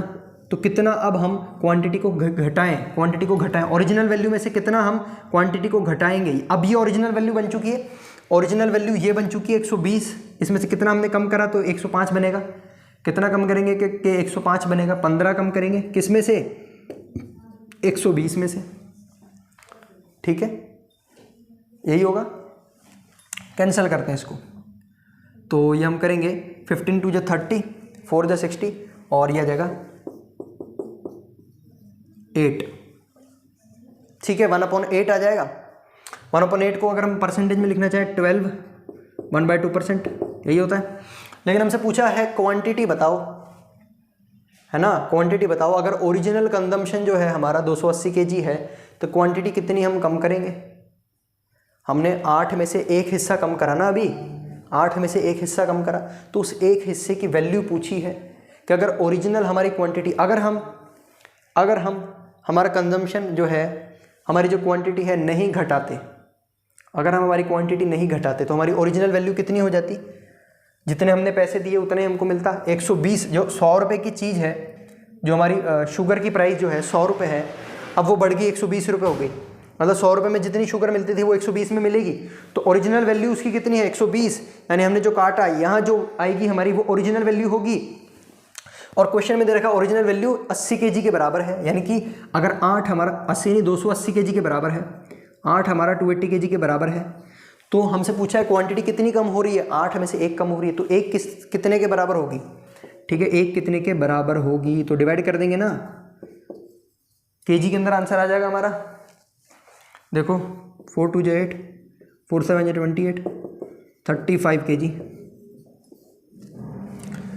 35 kg हमने शुगर को कम कर दिया, क्वांटिटी 35 kg कम कर दी। नेक्स्ट क्वेश्चन देखते हैं।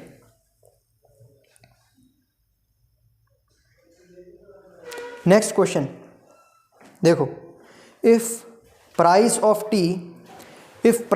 टी इज इंक्रीज बाय 30%, ये क्वेश्चन नंबर 5 है हमारा।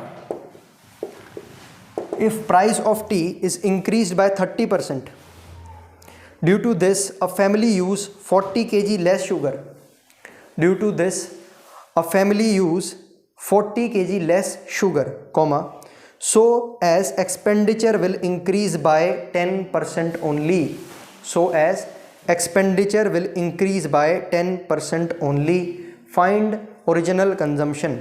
original consumption कितना है फाइंड करना है, गिवन वैल्यूज लिख लेते हैं। जो प्राइस है हमारी टी की जो प्राइस है वो कितनी इंक्रीज हो रही है, 30% से इंक्रीज हो रही है, ठीक है। इसके कारण क्या हो रहा है, एक फैमिली ने अपना जो शुगर की टी की जो खपत है ना, टी की प्राइस 30% बढ़ रही है, तो टी की जो खपत है फैमिली ने 40 kg लेस कर ली, ठीक है। तो लेस कितनी करी, 40 kg लेस कर ली इन्होंने, ठीक। और क्या पूछ रहा है, so as expenditure will increase by 10% only. अब उन्होंने 40 किलो उसकी खपत कम कर दी, तो उनका खर्चा कितना बढ़ेगा, सिर्फ 30%, फिर सिर्फ 20%, 10% लिखा है, सिर्फ 10% बढ़ेगा, increase by 10% only, find the original consumption. हमसे ओरिजिनल कंजम्पशन पूछा है कि पहले वो कितना कंजम्पशन करते होंगे, ठीक है, चाय का पहले कितना कंजम्पशन करते होंगे।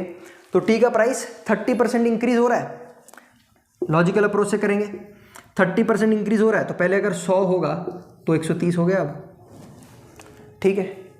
और बोल रहा है हम उस फैमिली ने कितनी चीनी कम कर दी, 40 किलो कम कर दी, जिसके कारण क्या हुआ, उनका एक्सपेंडिचर जो कि 30% बढ़ता, लेकिन अब कितना बढ़ रहा है, सिर्फ और सिर्फ 10% बढ़ रहा है। उन्होंने 40 kg कम करा तो हमारा उनका खर्चा जो पहले 100 था अब बढ़ के कितना हुआ, सिर्फ 10% बढ़ा ना, तो 110 हो गया, ठीक है, 110 हो गया। तो कितना उन्होंने जो ओरिजिनल वैल्यू से कितना उन्होंने कम कर लिया अपना खर्चा, ओरिजिनल वैल्यू 130 हो जाती अब बढ़ने के बाद, तो उसमें से कितना उन्होंने कम कर लिया, 20 कम कर लिया ओरिजिनल वैल्यू से, तो 20/130 यानी 2/13, ठीक है। फ्रैक्शन के अंदर आ गया 2/13, फ्रैक्शन में हमारा 2/13 आ गया, ठीक है, यानी कि 13 में से 2 हिस्से उन्होंने कम करे, 13 में से 2 हिस्से उन्होंने कम करे, 13 में से 2 हिस्से कम करे उन्होंने। और ये बोल रहा है कि इन्होंने 40 kg कम करा, तो हम मान सकते हैं कि ये जो 2 हिस्से हैं वो 40 kg के बराबर है, 2 हमारा 40 के बराबर है, तो एक हमारा कितने बराबर होगा, 20 kg के बराबर। और हमसे पूछा कितना गया है, पूछा गया है कि ओरिजिनल कंजम्पशन उसका कितना होगा, उस परिवार का ओरिजिनल कंजम्पशन, ओरिजिनल कितनी चाय वो खपत करते होंगे। तो अगर 1 20 के बराबर है तो 13 किसके बराबर होगा, इंटू 20 कर देंगे, 260 kg, ठीक है, 260 kg आ गया आंसर। चलिए नोट करें, नेक्स्ट क्वेश्चन लिखवाता हूँ।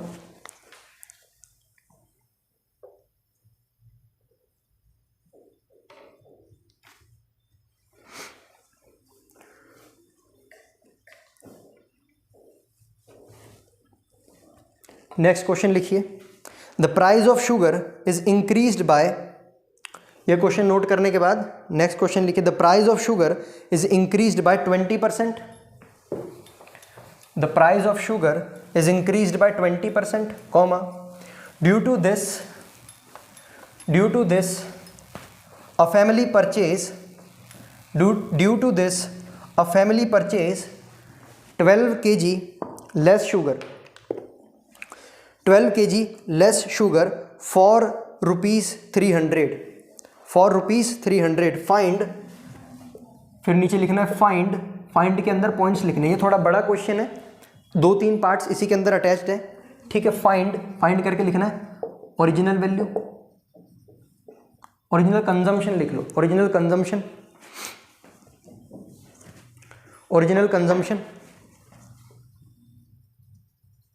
ठीक है। नेक्स्ट फाइनल कंजम्पशन, बाद में जो चीनी की दाम बढ़ने के बाद उनका कंजम्पशन कितना रहेगा, ठीक है, फाइनल कंजम्पशन। थर्ड पॉइंट लिखेंगे हम ओरिजिनल प्राइस,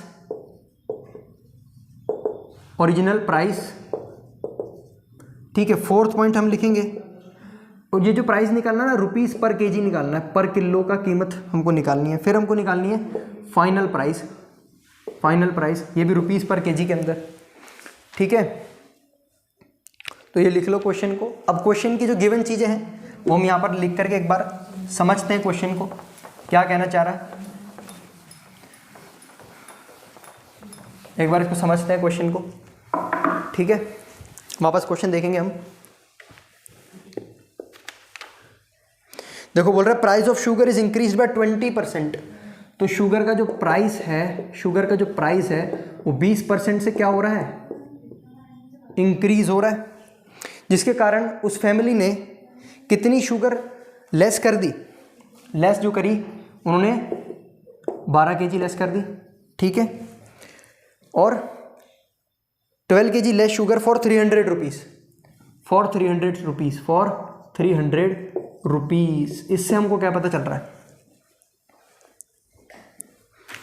फॉर 300 रुपीज़ जब ऐसा दे दिया जाए क्वेश्चन में, वैल्यू दे दी जाए फॉर 300 रुपीज़, इससे हमको पता चल रहा है कि 300 रुपये में अब वो 12 केजी शुगर कम ला रहे हैं। यानी पहले जब वो शुगर खरीदने जाते थे तब भी 300 रुपये लेके जाते थे, अब जब शुगर के दाम 20% बढ़ गए हैं अब भी वो 300 रुपये लेकर के ही जाते हैं, लेकिन अब 300 रुपये में उनको 12 किलो शुगर कम मिलती है, ठीक है।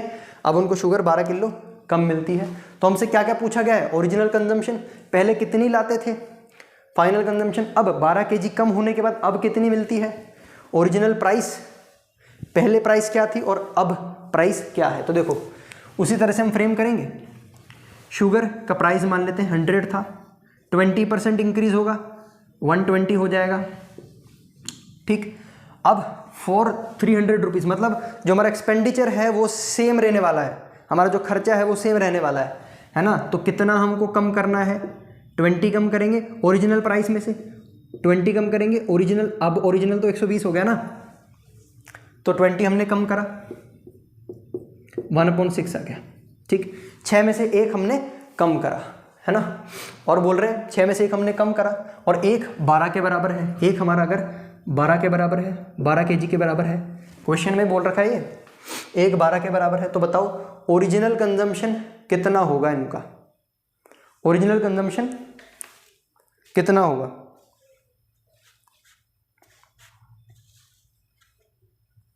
देखो ओरिजिनल कंजम्पशन कितना होगा ये हमसे पूछा है ना। और फाइनल कंजम्पशन अब कितना होगा ये पूछा है। तो पहले ओरिजिनल उनका कितना था, ओरिजिनल तो उनका 6 था, है ना।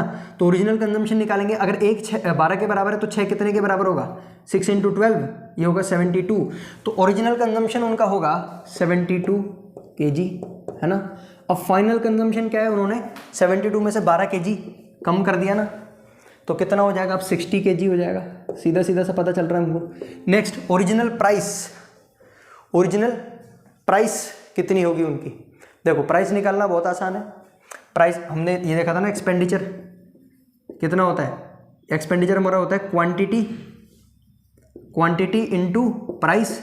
तो जब हम प्राइस निकालेंगे तो एक्सपेंडिचर डिवाइडेड बाय क्वांटिटी हो जाएगा। तो इस केस में हमको ओरिजिनल प्राइस निकालनी है, यानी पहले की प्राइस निकालनी है। तो हमारी जो एक्सपेंडिचर है दोनों केस में सेम है, दोनों बार वो 300 रुपये लेकर के ही जा रहे थे।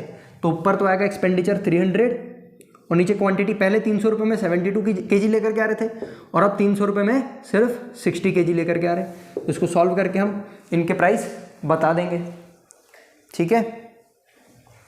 यह आएगा 4/1/6 रुपीज़ और यह आएगा 5 रुपीज़ पर केजी, रुपीज़ पर केजी, ठीक है।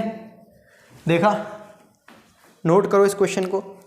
वाला टाइप स्टार्ट करा था, काफ़ी क्वेश्चन हमने इसमें देख लिए थे, 6 क्वेश्चन इसमें हमने देख लिए थे अलग अलग टाइप के।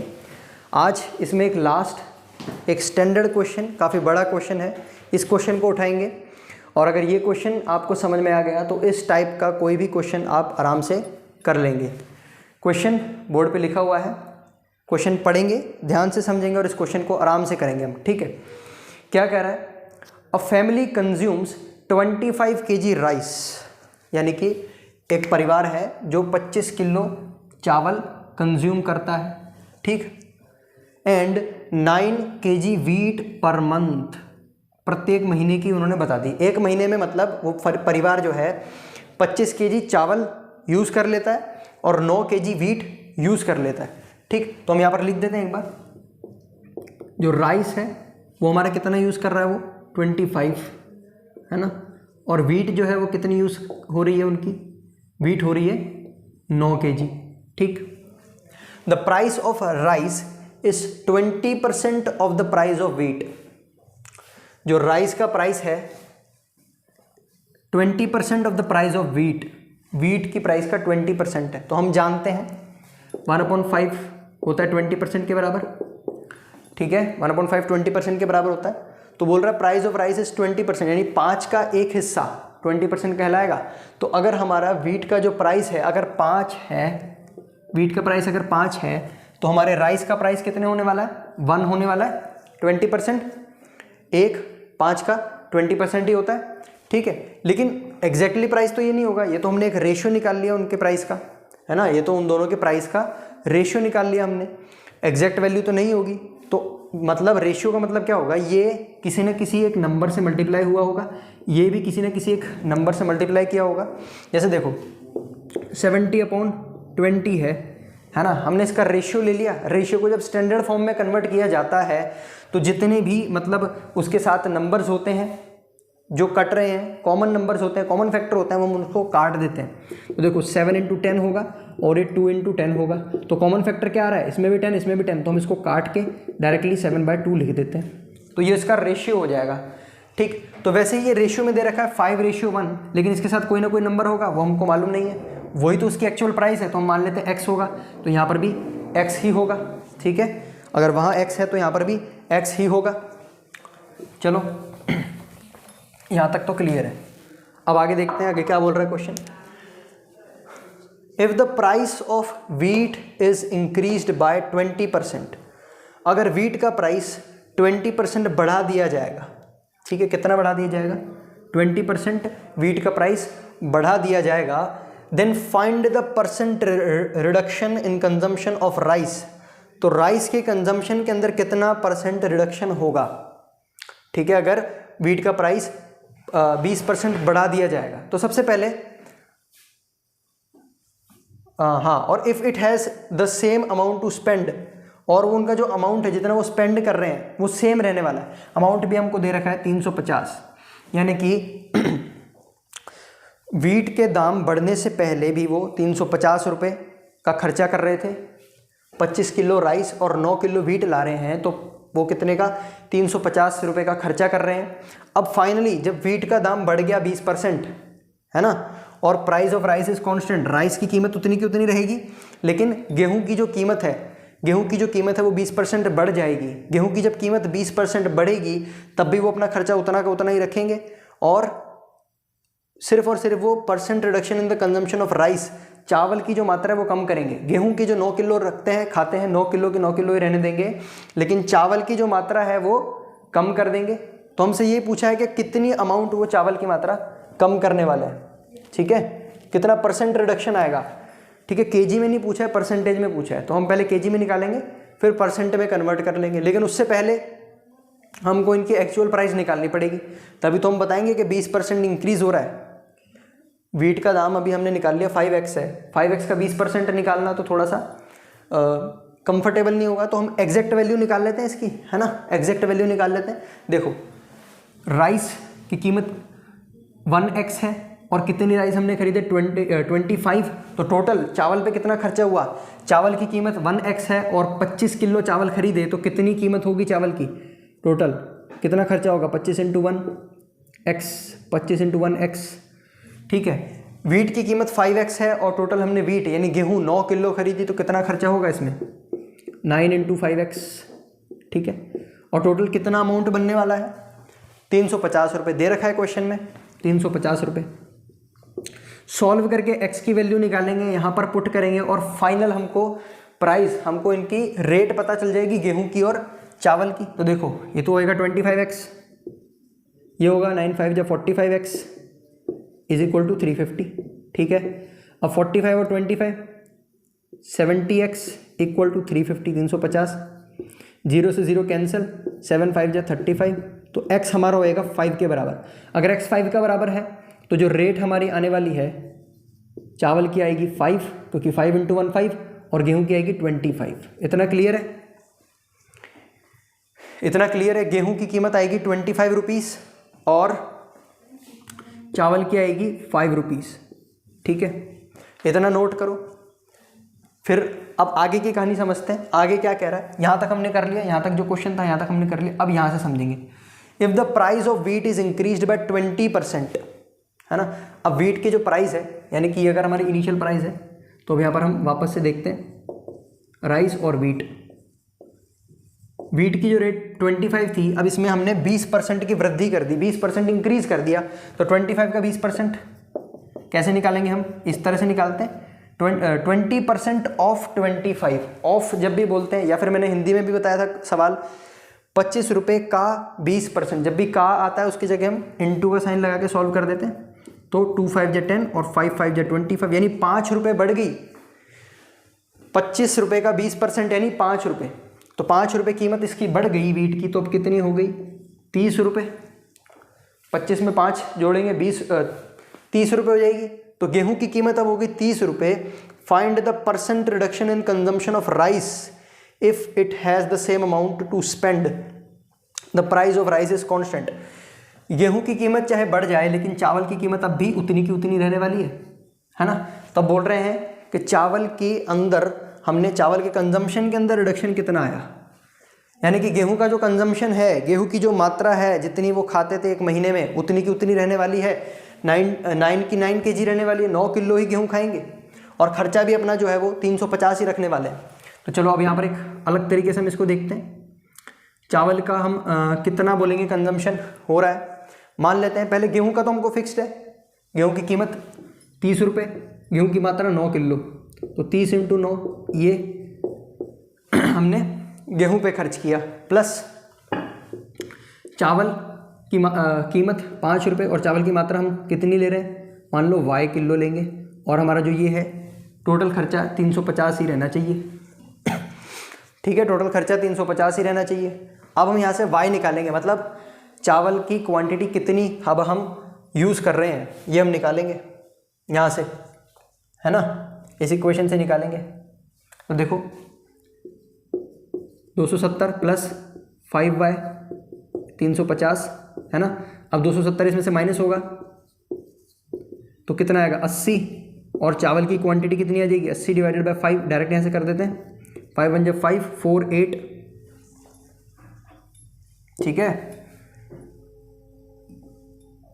3 आएगा 30, तो 16। तो चावल की जो क्वांटिटी है वो अब हो जाएगी 16 किलो। पहले हम चावल कितना यूज़ करते थे? 25 किलो। अब कितनी क्वांटिटी हो गई? 16 किलो। लेकिन हमसे ये नहीं पूछा कितना कम हुआ, कितना किलो कम हुआ, हमसे ये पूछा है कितना परसेंट कम हुआ, परसेंट रिडक्शन। रिडक्शन मतलब घटा, कितनी परसेंटेज घटी चावल की क्वांटिटी में। तो देखो किस तरह से परसेंट रिडक्शन निकालेंगे, यहीं पर लिख देता हूँ, ये आपने नोट कर लिया होगा। परसेंट रिडक्शन यहीं पे लिख देते हैं अपन, ठीक है।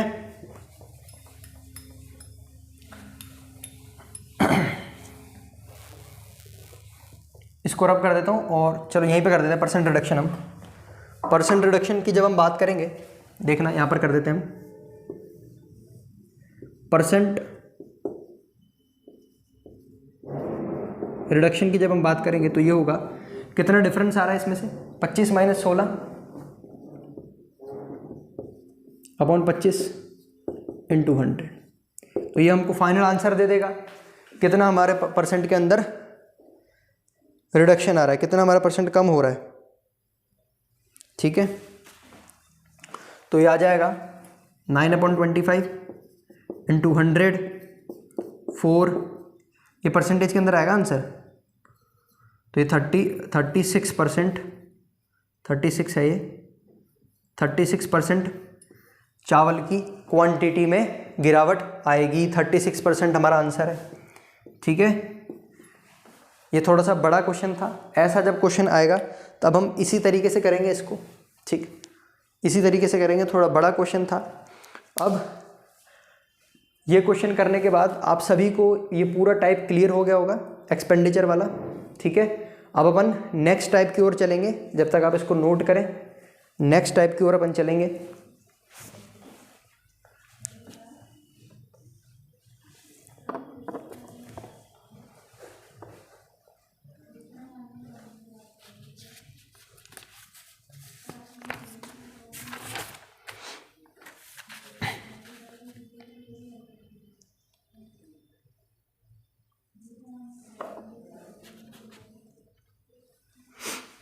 देखो नेक्स्ट टाइप अब हम देखते हैं, फोर्थ टाइप फोर्थ। ये क्वेश्चन आप नोट कर लें जब तक।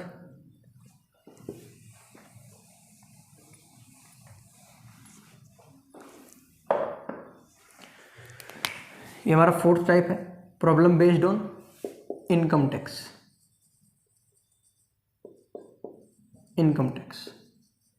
ठीक है, अब हम ऐसे सवाल देखेंगे जिसमें इनकम टैक्स वाला कॉन्सेप्ट यूज में आएगा। ठीक, तो वो क्या है, छोटा सा कॉन्सेप्ट है और बहुत ही सिंपल है, समझते हैं हम एक बार।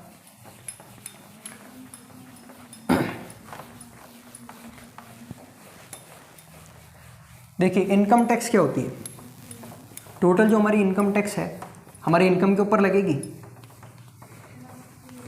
देखो फॉर्मूले के फॉर्म में हम देखेंगे इसको कैसे बनेगा। ये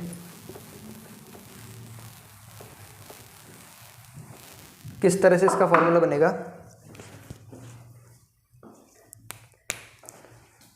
total income is equals to income tax plus net income, है ना। हमारी जो टोटल इनकम होगी वो income tax plus net income होगी।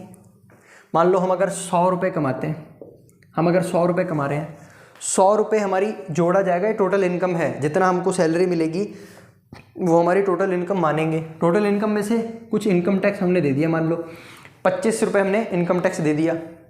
ठीक, तो हमारे पास नेट इनकम जो बचेगी इसी को तो हम नेट इनकम कहेंगे। अब जो टैक्स देने के बाद जो हमारे पास बचा वही हमारी नेट इनकम होने वाली है ना।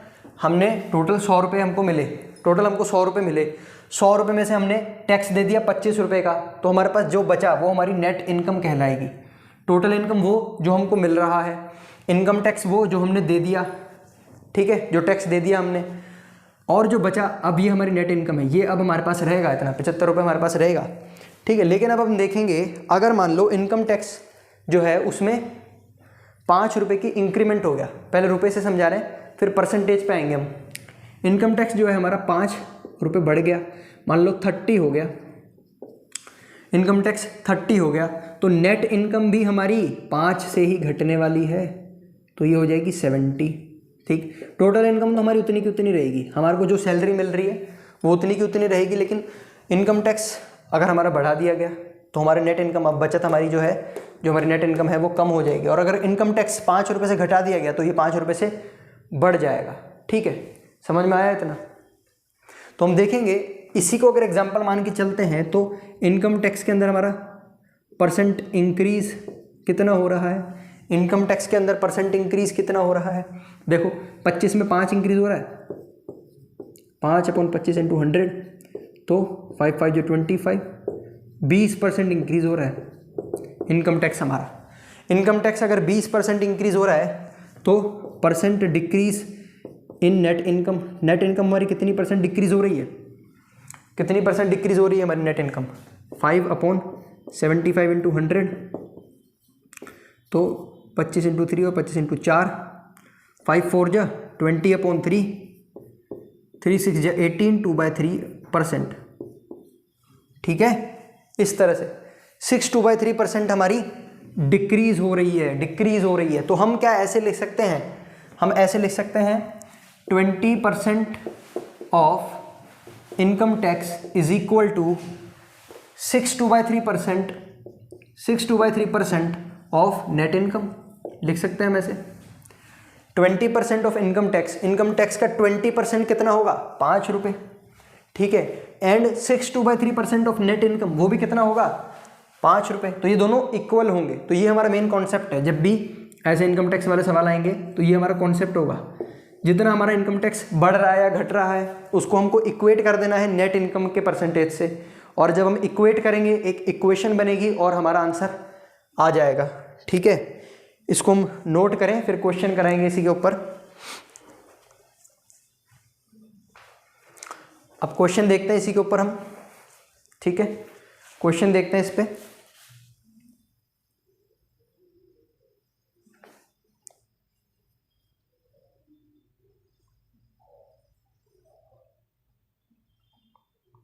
देखो क्वेश्चन क्या कह रहा है, क्वेश्चन लिखेंगे पहला इसी के अंदर, if income tax is increased by 19%, income tax is increased by 19%,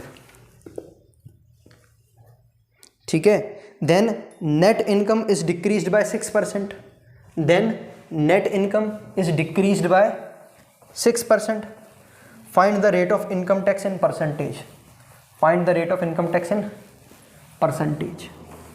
लिख लिया. आप गिवन चीज़ें देखते हैं इसमें क्या क्या गिवन दे रखा है हमको. क्वेश्चन देखें एक बार. क्वेश्चन नंबर फर्स्ट है इसके अंदर, है ना. क्या बोल रहा है ये, इनकम टैक्स इंक्रीज हो गया 19% से, तो ये इनकम टैक्स है हमारा 19% से क्या हो रहा है ये इंक्रीज, है ना. नेट इनकम हमारी डिक्रीज हो रही है 6% से, नेट इनकम हमारी 6% से क्या हो रही है डिक्रीज, ठीक है. Find the rate of income tax, तो हमको इनकम टैक्स की रेट पूछी है. इनकम टैक्स की जो रेट है वो कितनी है ये हमसे पूछी गई है, ठीक है. इनकम टैक्स की हमसे रेट पूछी गई. तो हम जानते हैं कि जो हमारा टोटल इनकम होता है वो income tax plus net income होता है. और अभी हमने कॉन्सेप्ट देखा कि अगर इनकम टैक्स के अंदर जितना इंक्रीमेंट आएगा उतना ही नेट इनकम के अंदर डिक्रीमेंट आएगा, ठीक है. यानी कि हम ऐसे लिख सकते हैं 19% of income tax is equals to 6% of net income, 6% of net income, है ना. क्योंकि टोटल इनकम के बारे में हमको कुछ बताया नहीं है, इसका मतलब टोटल इनकम उतनी की उतनी ही रहने वाली है. अगर टोटल इनकम सेम है तो हम ऐसे लिख सकते हैं 19% of income tax is equals to 6% of net income.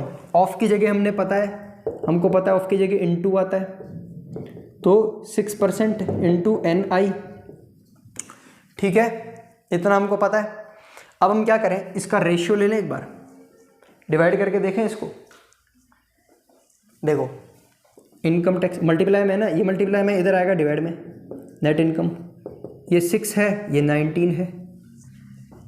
अब ये परसेंट है. परसेंट का मतलब क्या होता है, परसेंट का मतलब होता है 1/100, तो इसकी कारण परसेंट हटेगा तो 1/100 लगेगा, और इसका जब परसेंट हटेगा तो ये भी 1/100 लगेगा, तो ये 100 कैंसल आउट हो जाएंगे, ठीक है. तो इसलिए हम इसको लिखते ही नहीं है, डायरेक्टली इसको मिटा देंगे हम, ठीक है. पता चल गया कैसे हट जाएगा परसेंटेज का साइन. देखो अब आ जाते हैं क्वेश्चन के ऊपर.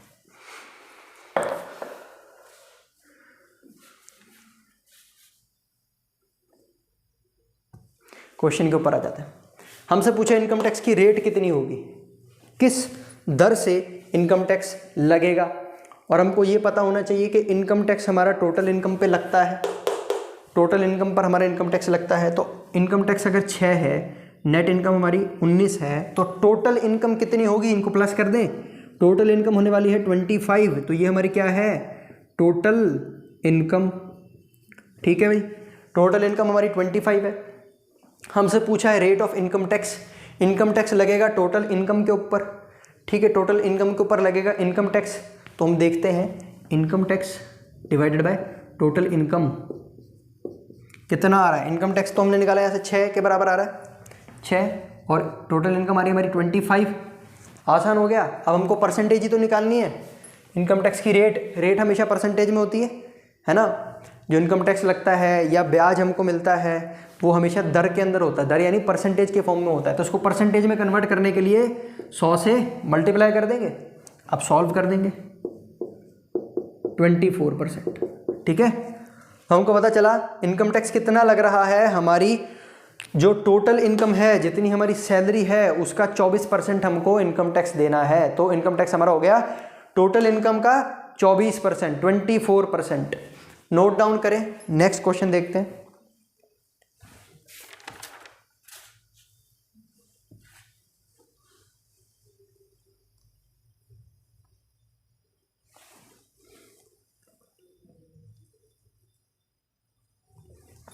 देखो प्रैक्टिस के लिए एक और क्वेश्चन देख लेते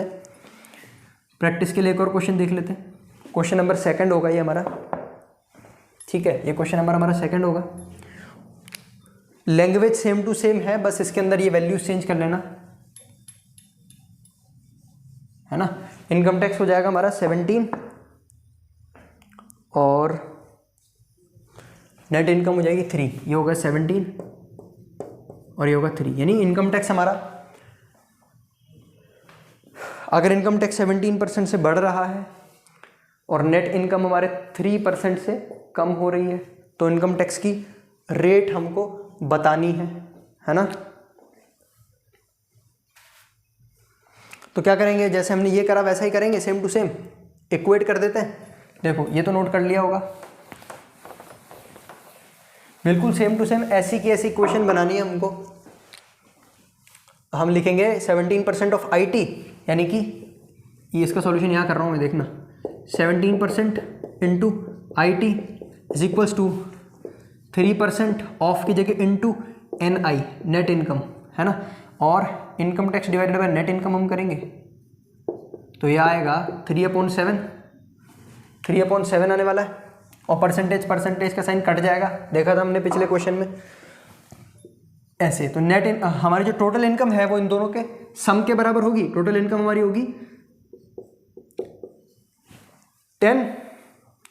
तो हमसे पूछा गया है इनकम टैक्स की रेट कितनी होती है, इनकम टैक्स की रेट कितनी होती है, तो वो इनकम टैक्स की रेट टोटल इनकम से ही बता पाएंगे हम। तो ये होगी 3/10, और परसेंटेज में बताना है तो 100 से इंटू कर लेंगे तो ये आएगा 30%। तो देखा क्वेश्चन नंबर 1 के अंदर हमारा इनकम टैक्स लग रहा था 24%, और इस क्वेश्चन के अंदर हमारा इनकम टैक्स लग रहा है 30%। ठीक है, तो ये इनकम टैक्स वाले सवाल करने आ गए। अगर इस टाइप के क्वेश्चन आएंगे, अगर इनकम टैक्स पे कोई क्वेश्चन आएंगे तो इसी प्रकार से आएंगे, और हमको डायरेक्टली बस इक्वेट करना है, जैसे हमने यहाँ पर भी करा और यहाँ पर भी करा, इक्वेट करना है और इक्वेशन बनानी है। ये देखो इक्वेट करा, इक्वेशन बनानी है और फटाफट से आंसर निकल जाएगा। 5 से 10 सेकंड के अंदर अंदर आप इसका आंसर निकाल लोगे इस मेथड से। तो नोट डाउन करो। नेक्स्ट टाइप के ऊपर चलते हैं हम।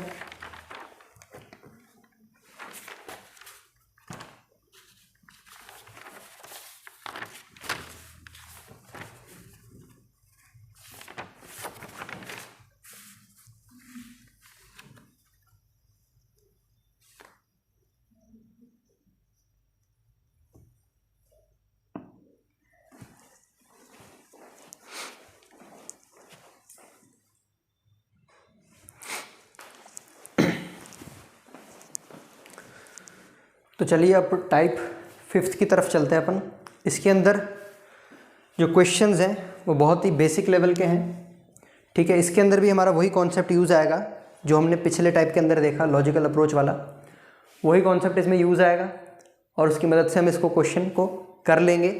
तो पहले हम देखते हैं फर्स्ट क्वेश्चन और धीरे धीरे समझते हैं कि इस टाइप में कैसे क्वेश्चन बनेंगे। देखो क्वेश्चन 1 पढ़ते हैं हम और समझते हैं यहाँ पर क्या कह रहा है क्वेश्चन फर्स्ट।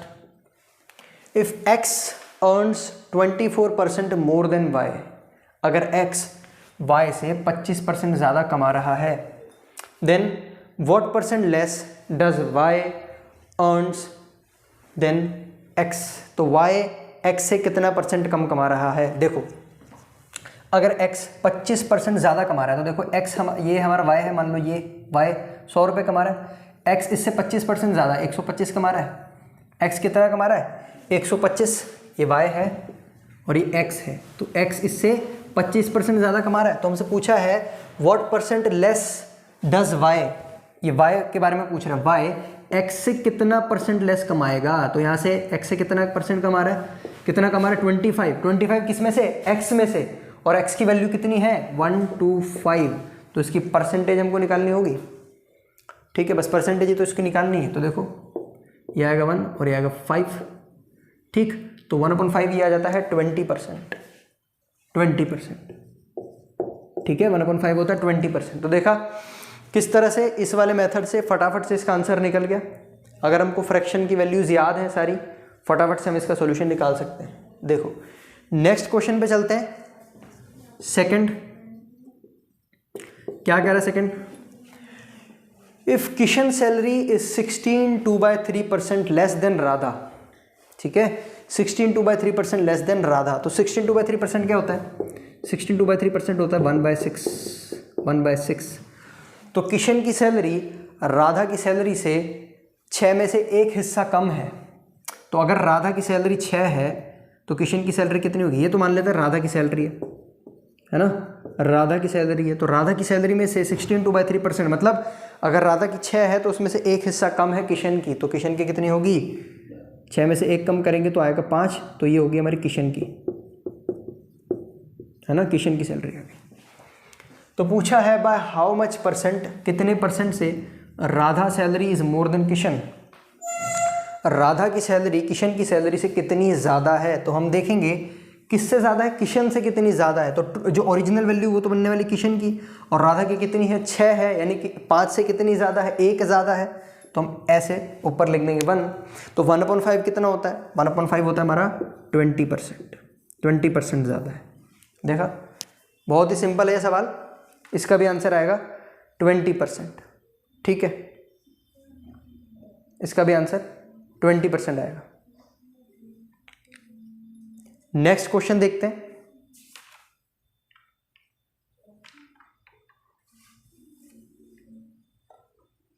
नेक्स्ट क्वेश्चन देखते हैं, क्वेश्चन नंबर 3, इसको रब करके यहीं पे करते हैं। क्वेश्चन नंबर 3,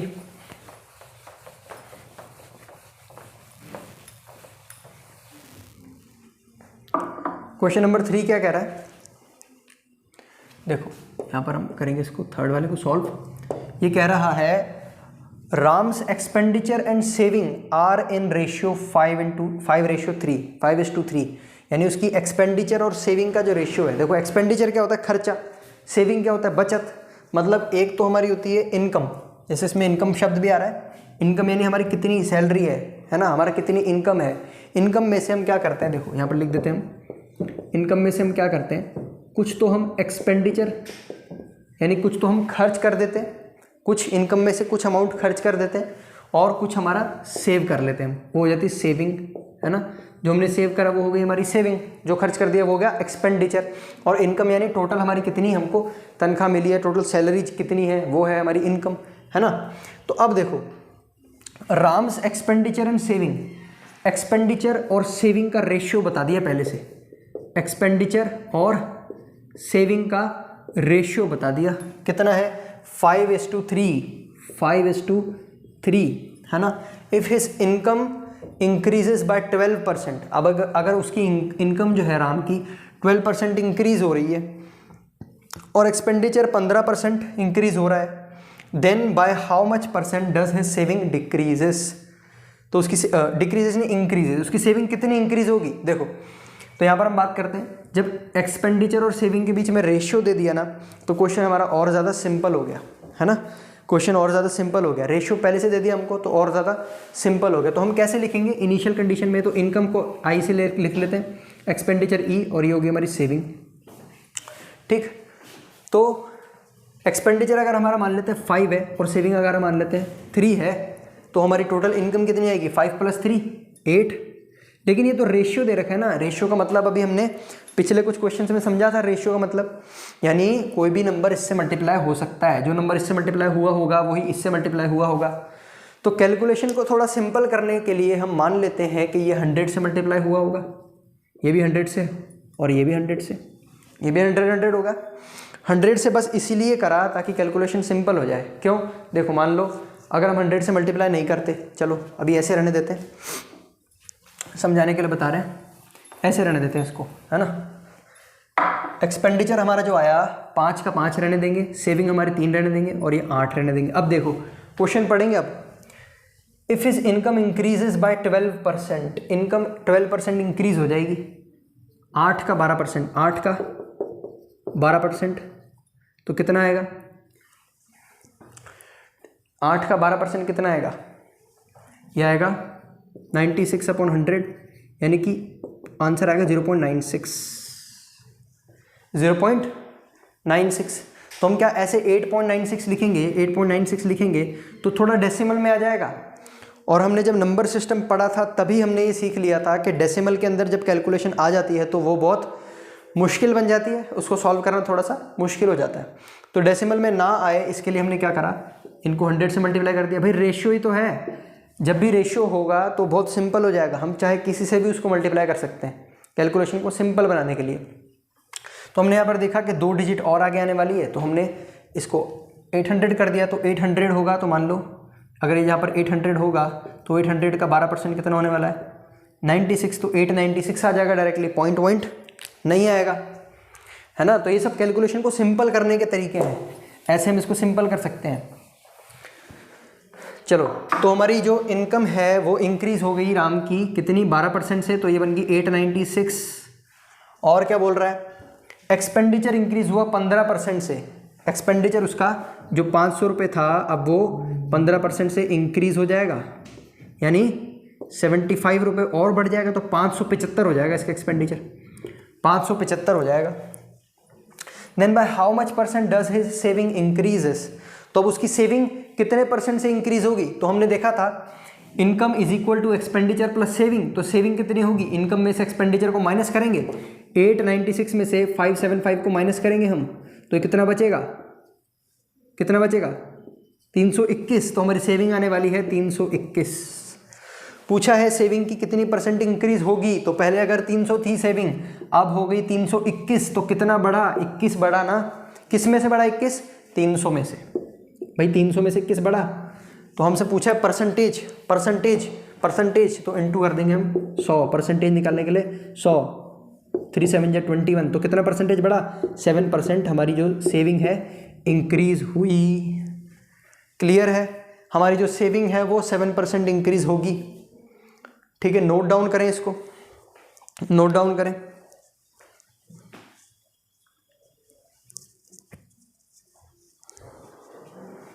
ठीक है, अभी क्वेश्चन नंबर 4 पे जाने से पहले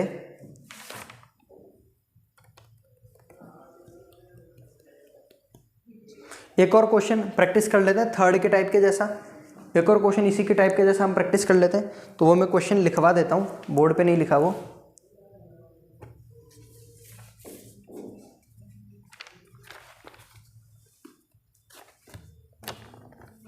क्वेश्चन लिख लीजिए आप, जिनका ये हो गया है। इसके बाद थर्ड के बाद उसको 4th नंबर डाल लेना, अभी जो मैं क्वेश्चन करवा रहा हूँ उसको 4th नंबर डाल लेना, और ये जो हमारा 4th है इसको 5th नंबर डाल लेना। ठीक है, इसको 5th डाल लेना, ताकि सेम टाइप के क्वेश्चन हो जाएंगे तो प्रैक्टिस हो जाएगी हमारी। ये 5th है और क्वेश्चन नंबर 4th हम यहाँ पर लिख लेते हैं, क्वेश्चन नंबर 4th हम यहाँ पर लिख लेते हैं। मैं रीड करूँगा, आप लिखते जाना साथ साथ में। देखो क्वेश्चन नंबर 4 क्या कह रहा है, a man spend 70% of his income. A man spend 70% of his income if his income is increased by 20%. A man spends 75% of his income, 70% नहीं 75% of his income. कोई व्यक्ति 75% अपनी इनकम का खर्च कर देता है। स्पेंड कितना कर रहा है, 75% ऑफ इनकम, है ना, full stop. If his income is increased by 20%, अगर अब उसकी इनकम जो है वो इंक्रीज हो गई है, 20% से इंक्रीज हो गई है। ठीक है, एंड एक्सपेंडिचर इंक्रीजेज बाय 10%, और उसका जो एक्सपेंडिचर है वो इंक्रीज हो रहा है 10% से, बिल्कुल पिछले के जैसा है क्वेश्चन ये। Then by how much percent does his saving increases, तो उसकी सेविंग कितने परसेंट इंक्रीज होगी। ठीक है, सेविंग कितने परसेंट इंक्रीज होगी। ठीक है, चलो बनाओ इस क्वेश्चन को, बिल्कुल पिछले क्वेश्चन के जैसा लिखवाया है ताकि आपको उसकी प्रैक्टिस हो जाए ये वाले क्वेश्चन की।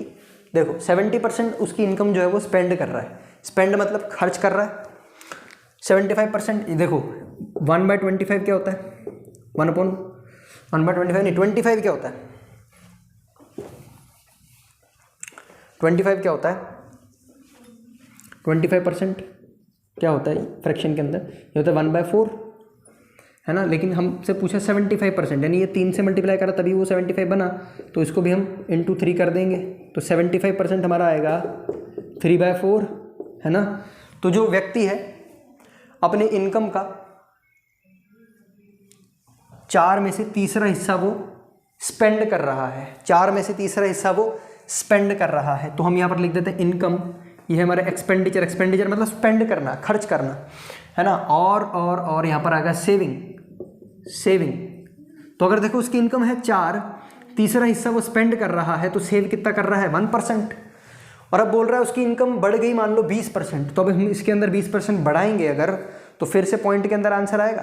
तो इससे बढ़िया हम इसको 100 से मल्टीप्लाई करते हैं, रेशियो ही तो है ये भी एक तरह से, 100 से मल्टीप्लाई कर देते हैं। मान लेते हैं उसकी इनकम अगर 400 थी, वो 300 खर्च कर रहा था और सेव कर रहा है 100 रुपये, क्योंकि ये रेशियो ही तो है, रेशियो ही तो है, हमने 100 से मल्टीप्लाई कर दिया, कुछ फ़र्क नहीं पड़ेगा। अब बोल रहा है इनकम इंक्रीज होगी 20% से, तो 400 का 20% कितना होता है, 400 को 20% इस तरह से हम निकाल लेंगे, 4 2 8 80, यानी 480 हो जाएगा। अब इंक्रीज होगी ना, 20% इंक्रीज हो गई तो बन गया 80। एक्सपेंडिचर हमारा इंक्रीज हो रहा है 10% से, देखो एक्सपेंडिचर 10% से इंक्रीज हो रहा है, 10% से इंक्रीज हो रहा है, तो ये बनेगा 30 इंक्रीज हो जाएगा, 10% से इंक्रीज होगा 30, तो ये 330 बन जाएगा। सेविंग कितने % से इंक्रीज होगी ये हमको बताना है। तो देखो सेविंग क्या होगी, इनकम में से जो हमने फॉर्मूला लिखा था, इनकम में से एक्सपेंडिचर को माइनस कर देंगे तो सेविंग आ जाएगी। तो सेविंग होगी हमारी 150, 150 रुपये हमारी सेविंग होगी, 150 हमारी सेविंग होगी। और सेविंग की परसेंटेज बतानी है, पहले से कितनी अब इंक्रीज हो गई, 50 रुपये बढ़ रहे हैं, पहले थे 100 है ना, परसेंटेज निकालेंगे तो 50% हमारी सेविंग बढ़ रही है। देखो 50% हमारी सेविंग बढ़ रही है, 50% हमारी सेविंग बढ़ रही है। पहले जितने सेव करते थे उसके आधे अब और ज़्यादा सेव करने लग गए। यानी पहले अगर 100 रुपये सेव करते थे तो अब 100 का आधा कितना होता है 50, तो 50 और जोड़ देंगे 150 रुपये हम अब सेव करने लग गए, 50% सेविंग इंक्रीज हो गई। ठीक, नोट डाउन करो इसको, नोट डाउन करो। नोट डाउन करने के बाद अब ये जो हमारा क्वेश्चन नंबर 5 है, इसको बिल्कुल ध्यान से पढ़ना, बहुत ज़्यादा इंपॉर्टेंट है ये। ठीक है, इसमें हमको ऑप्शन दे रखे हैं। जब इस तरह से क्वेश्चन में ऑप्शन दे रखे होते हैं ना, तो वो क्वेश्चन और ज़्यादा सिंपल बन जाता है, क्योंकि वैसे तो कंपटीशन में सभी में ऑप्शन देते हैं है ना, लेकिन इस प्रकार का जो क्वेश्चन है ना, जब आप सॉल्व करेंगे तो इसके अंदर एक अलग सी तकलीफ आपको मिलेगी, और वो जो तकलीफ है वो ऑप्शन से हल होगी। तो एक बार इसको भी ट्राई करके देखें।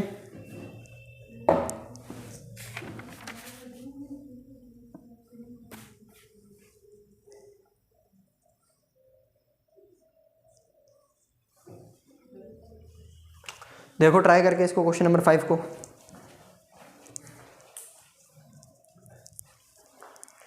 देखते हैं इसको।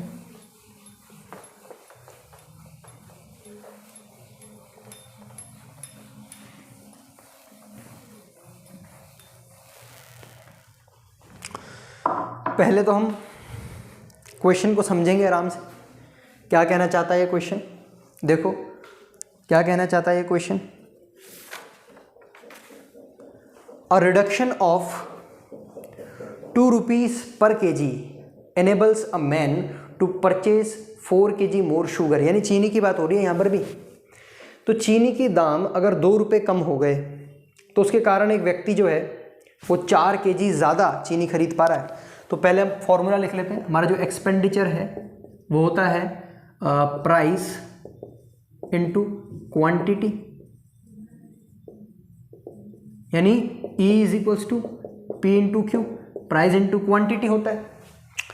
ठीक है, तो प्राइस इन्होंने दे रखा है, प्राइस नहीं एक्सपेंडिचर दे रखा है 16 रुपये, यानी पहले भी वो व्यक्ति 16 रुपये लेकर के जाता था है ना, अब भी 16 रुपये लेके जाएगा, लेकिन अब क्या होगा, अ रिडक्शन ऑफ 2 rupees पर kg। मान लो पहले उसका प्राइस था x, पहले प्राइस था x इनिशियल, यहाँ पे लिखते हैं इनिशियल, ये जो प्राइस था x था, और अब फाइनल जो प्राइस हो गया है वो 2 रुपये कम हो गया ना, तो x - 2 हो गया, लिख सकते हैं ऐसे। तो ये जो प्राइस है ये x - 2 हो जाएगा, x - 2 हो जाएगा, और वो जो क्वांटिटी परचेज कर रहा है पहले जितनी करता था उससे 4 किलो ज़्यादा करेगा। ठीक है, क्वांटिटी जो पहले करता था उससे 4 किलो ज़्यादा करेगा। तो क्या अब हम क्वांटिटी को y माने और फाइनल क्वांटिटी को y+4 माने? नहीं, दो वेरिएबल बन जाएंगे, फिर तो सॉल्व करना और मुश्किल हो जाएगा। हमको इसको सिंपल करना है ना, हमको सिंपल करना है इस क्वेश्चन को। तो देखो क्वांटिटी को हम ऐसे लिख सकते हैं, quantity is equal to expenditure upon price लिख सकते हैं इस फॉर्मूले को, पी को इधर भेज देंगे डिवाइड में, ठीक है। Quantity is equal to expenditure into price, ये हमने करा। अब देखो फाइनल जब वो क्वांटिटी लेके जा रहा है, फाइनल जो क्वांटिटी है वो ज़्यादा लेके जा रहा है, कितनी 4 किलो ज़्यादा लेके जा रहा है ना। फाइनल क्वांटिटी 4 किलो ज़्यादा है, तो मैं ऐसे लिख सकता हूँ final quantity minus initial quantity equal to 4, है ना। फाइनल जो क्वांटिटी है वो इनिशियल से 4 किलो ज़्यादा है, तो अब क्वांटिटी, फाइनल क्वांटिटी कैसे निकालेंगे, इस फॉर्मूले से, एक्सपेंडिचर अपॉन प्राइस।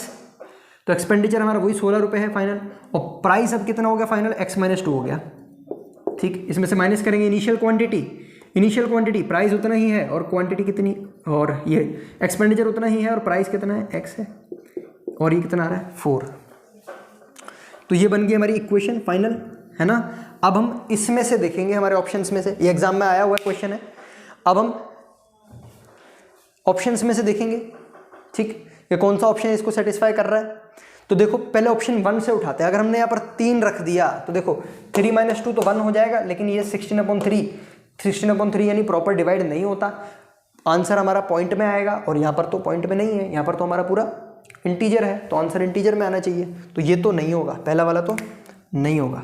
फोर्थ मतलब बी, 4 रुपीज़, 4 में से 2 गए 2, यहाँ पर बचने वाला है 2, और यहाँ पर बचने वाला है 4, और 4 में 16 डिवाइड बाय 4, 4 4 = 16, और ये 8, ये सेटिस्फाई हो रहा है पूरा, तो ये हमारा आंसर है, ये हमारा आंसर है, 5th हमारा आंसर है, ठीक है। टिक करें इसको, ये हमारा आंसर है, ठीक है।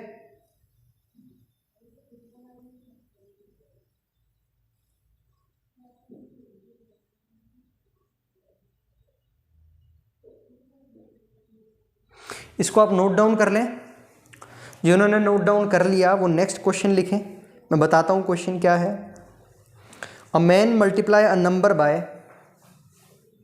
A man multiply a number by 7/4 instead of 3/5, full stop. Find the percent change in his revenue, find the percent change in his revenue, ठीक है। क्वेश्चन लिखो, और अब हम देखते हैं इस क्वेश्चन को। 6th नंबर का क्वेश्चन होने वाला है हमारा, 6th नंबर का क्वेश्चन होगा ये हमारा, ठीक है। देखो क्या कह रहा है क्वेश्चन, एक बार वापस पढ़ देता हूँ और मेन पॉइंट्स इसके लिख लेते हैं हम। ये हमारा 6th नंबर का क्वेश्चन होने वाला है। A man multiply a number by 7/4, किसी नंबर को, कोई नंबर है x, उसको 7/4 से मल्टीप्लाई कर लिया, ठीक है। इंस्टेड ऑफ 3/5 करना था उसको 3/5 से मल्टीप्लाई, ठीक है। उस व्यक्ति को इस नंबर को 3/5 से मल्टीप्लाई करना था, लेकिन गलती से उसने इसको 7/4 से मल्टीप्लाई कर दिया। तो पूछा है find the percent change in revenue, revenue में कितना चेंज आएगा, ये हमसे पूछा है, परसेंट कितना चेंज आएगा। तो देखो x कोई सा भी नंबर हो सकता है, क्वेश्चन में ये तो नहीं बताया ना कौन सा नंबर है, अगर वो बताते तो हर कोई कर लेता। तो x कोई सा भी नंबर हम मन से ले सकते हैं इस टाइप के क्वेश्चन के अंदर। थोड़ा डिफरेंट टाइप है ये, यूनिक टाइप है, लेकिन मैंने टाइप 5th के अंदर ही इसको करवा दिया। चाहे तो आप यहाँ पर 5th.1 कर लेना, टाइप 5.1 कर लेना इसको, है ना। इसमें ऐसे ही क्वेश्चन पूछेंगे कि किसी व्यक्ति को या किसी स्टूडेंट को इस नंबर से मल्टीप्लाई करना था, लेकिन इसकी जगह किसी और नंबर से मल्टीप्लाई कर लिया, तो कितना परसेंट में चेंज आएगा, है ना। तो ऐसे क्वेश्चंस हमेशा आप देखोगे, नोटिस करोगे कि फ्रैक्शन के फॉर्म में होंगे, फ्रैक्शन के फॉर्म में होंगे। तो हमको जो नंबर लेना है अपनी मर्जी से कोई भी ले सकते हैं, हम अपनी मर्जी से कोई भी नंबर ले सकते हैं।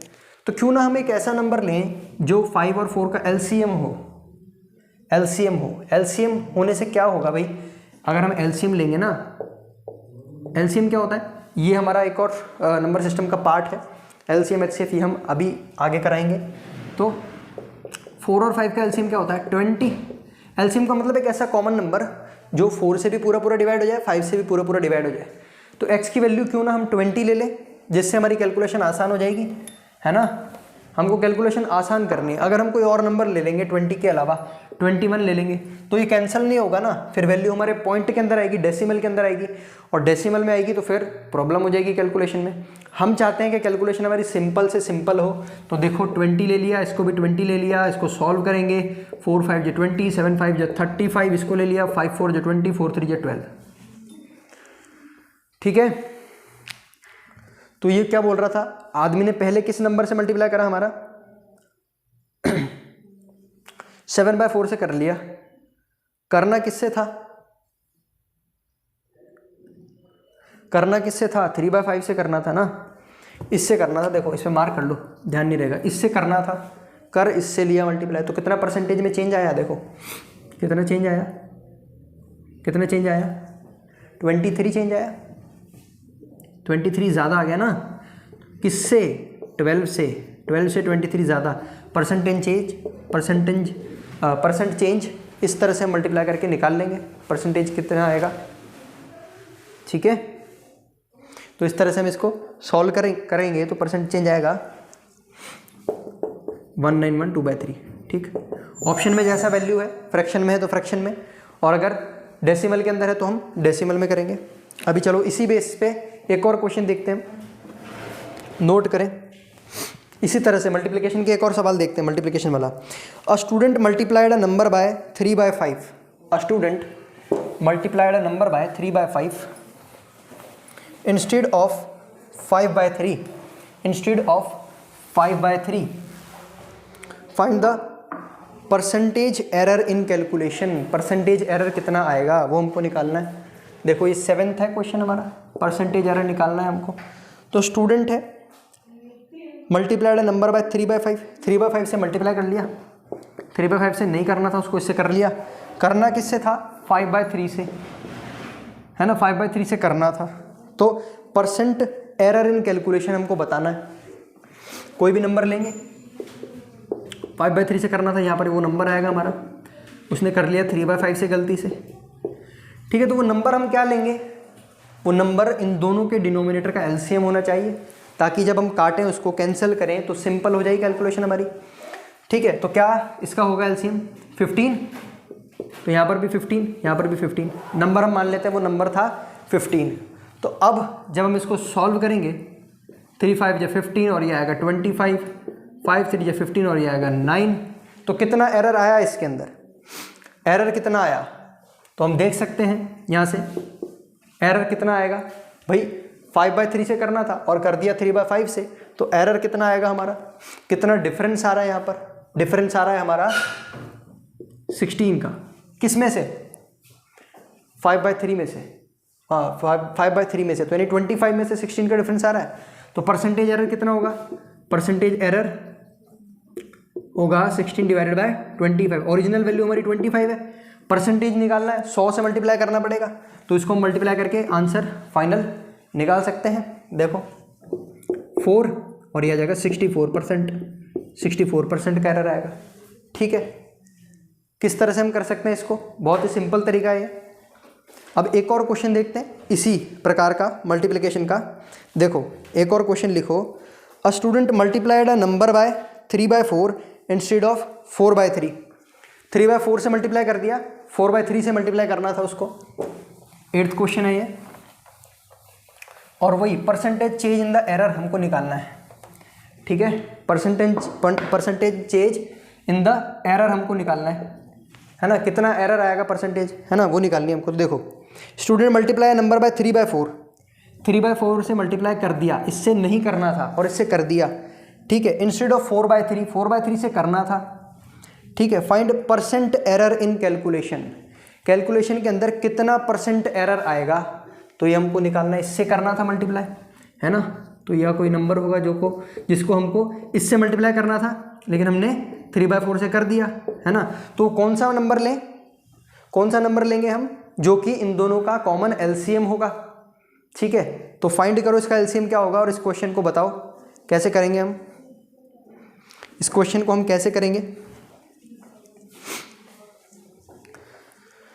भाई एलसीएम इसका होगा 12, इसका भी 12, तो 3 4 जो 12। ठीक है, और 4 4 जा 16 आ जाएगा, और 4 3 जा 12, 3 3 जा 9। तो कितना फ़र्क आ रहा है इसके अंदर? फ़र्क आ रहा है 7 का। परसेंट एरर अगर हमसे पूछेंगे, परसेंट एरर आएगा 7 कितने में से? 16 में से, इंटू हम करेंगे अगर 100, और इसको जब हम सॉल्व करेंगे तो हमको एग्जैक्ट वैल्यू मिल जाएगी। ठीक है, हमको एग्जैक्ट वैल्यू मिल जाएगी जो कि आएगी 43 3/4। ये आप अपने आप चेक करके देख लेना। ठीक है, 43 3/4। साथ के अंदर ये जो कैलकुलेशन है, या कई बार हम कैलकुलेशन छोड़ देते हैं, तो वो आप एक बार ज़रूर खुद से करके देखना। ठीक है, क्योंकि कैलकुलेशन हम जितनी ज़्यादा करेंगे उतनी ज़्यादा हमारी स्पीड बढ़ेगी, और एग्ज़ाम में स्पीड ही काम में आती है। जिस बच्चे ने कोर्स ख़रीदा होगा वो हर एक बच्चा, जितने भी क्वेश्चन है हर एक बच्चा वो क्वेश्चन कर पाएगा। ठीक है, ऐसा कोई बच्चा नहीं होगा जो क्वेश्चन एग्ज़ाम में जो आए हैं और कोर्स अटेंड करा है तो ना कर पाए, लेकिन एग्ज़ाम में वही क्लियर कर पाएगा जिसकी स्पीड ज़्यादा होगी, कम समय में जो ज़्यादा से ज़्यादा क्वेश्चन कर लेगा। तो स्पीड कैसे बनेगी? कैलकुलेशन की प्रैक्टिस करके। ठीक है, तो आज हमने 4th टाइप भी देख लिया, 5th टाइप भी देख लिया हमने। एक्सपेंडिचर वाले क्वेश्चन करे। लेक्चर की शुरुआत हमने पिछले वाले लेक्चर से कुछ क्वेश्चन लेकर के करी थी। सक्सेसिव चेंज हमने पढ़ा था। ठीक है, फिर उसके बाद में हमने 4th टाइप एक्सपेंडिचर वाला टाइप देखा, और ये 5th टाइप देखा बेसिक कैलकुलेशन वाला। ये टाइप इसीलिए करवाया ताकि बेसिक जो परसेंटेज के अंदर छोटी मोटी कैलकुलेशन होती है वो हमारे से ना हो, उसको हम ओवरकम कर पाएँ। आज बस इस लेक्चर में हम इतने ही क्वेश्चन देखेंगे। नेक्स्ट क्वेश्चन जो है हम अगले लेक्चर में देखेंगे नए टाइप के साथ, और काफ़ी इंटरेस्टिंग क्वेश्चन आएंगे। जू वाले क्वेश्चन करेंगे, इलेक्शन वाले क्वेश्चन करेंगे, और स्टूडेंट्स और मार्क्स वाले क्वेश्चन करेंगे। जैसे आते हैं एग्जाम में कि स्टूडेंट अगर इतने मार्क्स लेकर के आया, और इतने मतलब स्टूडेंट ने 34% मार्क्स लेकर के आया लेकिन फिर भी 40 नंबर से फेल हो गया, है ना, और अगर वो 45% लेकर के आया तो 500 नंबर से पास हो गया, यानी 500 नंबर ज़्यादा लाया पासिंग मार्क्स से, तो पासिंग मार्क्स बताओ। ऐसे क्वेश्चन भी हम नेक्स्ट लेक्चर में देखेंगे। तो आज के लेक्चर में बस इतना ही, मिलते हैं नेक्स्ट वीडियो लेक्चर में। तब तक के लिए thank you and good bye.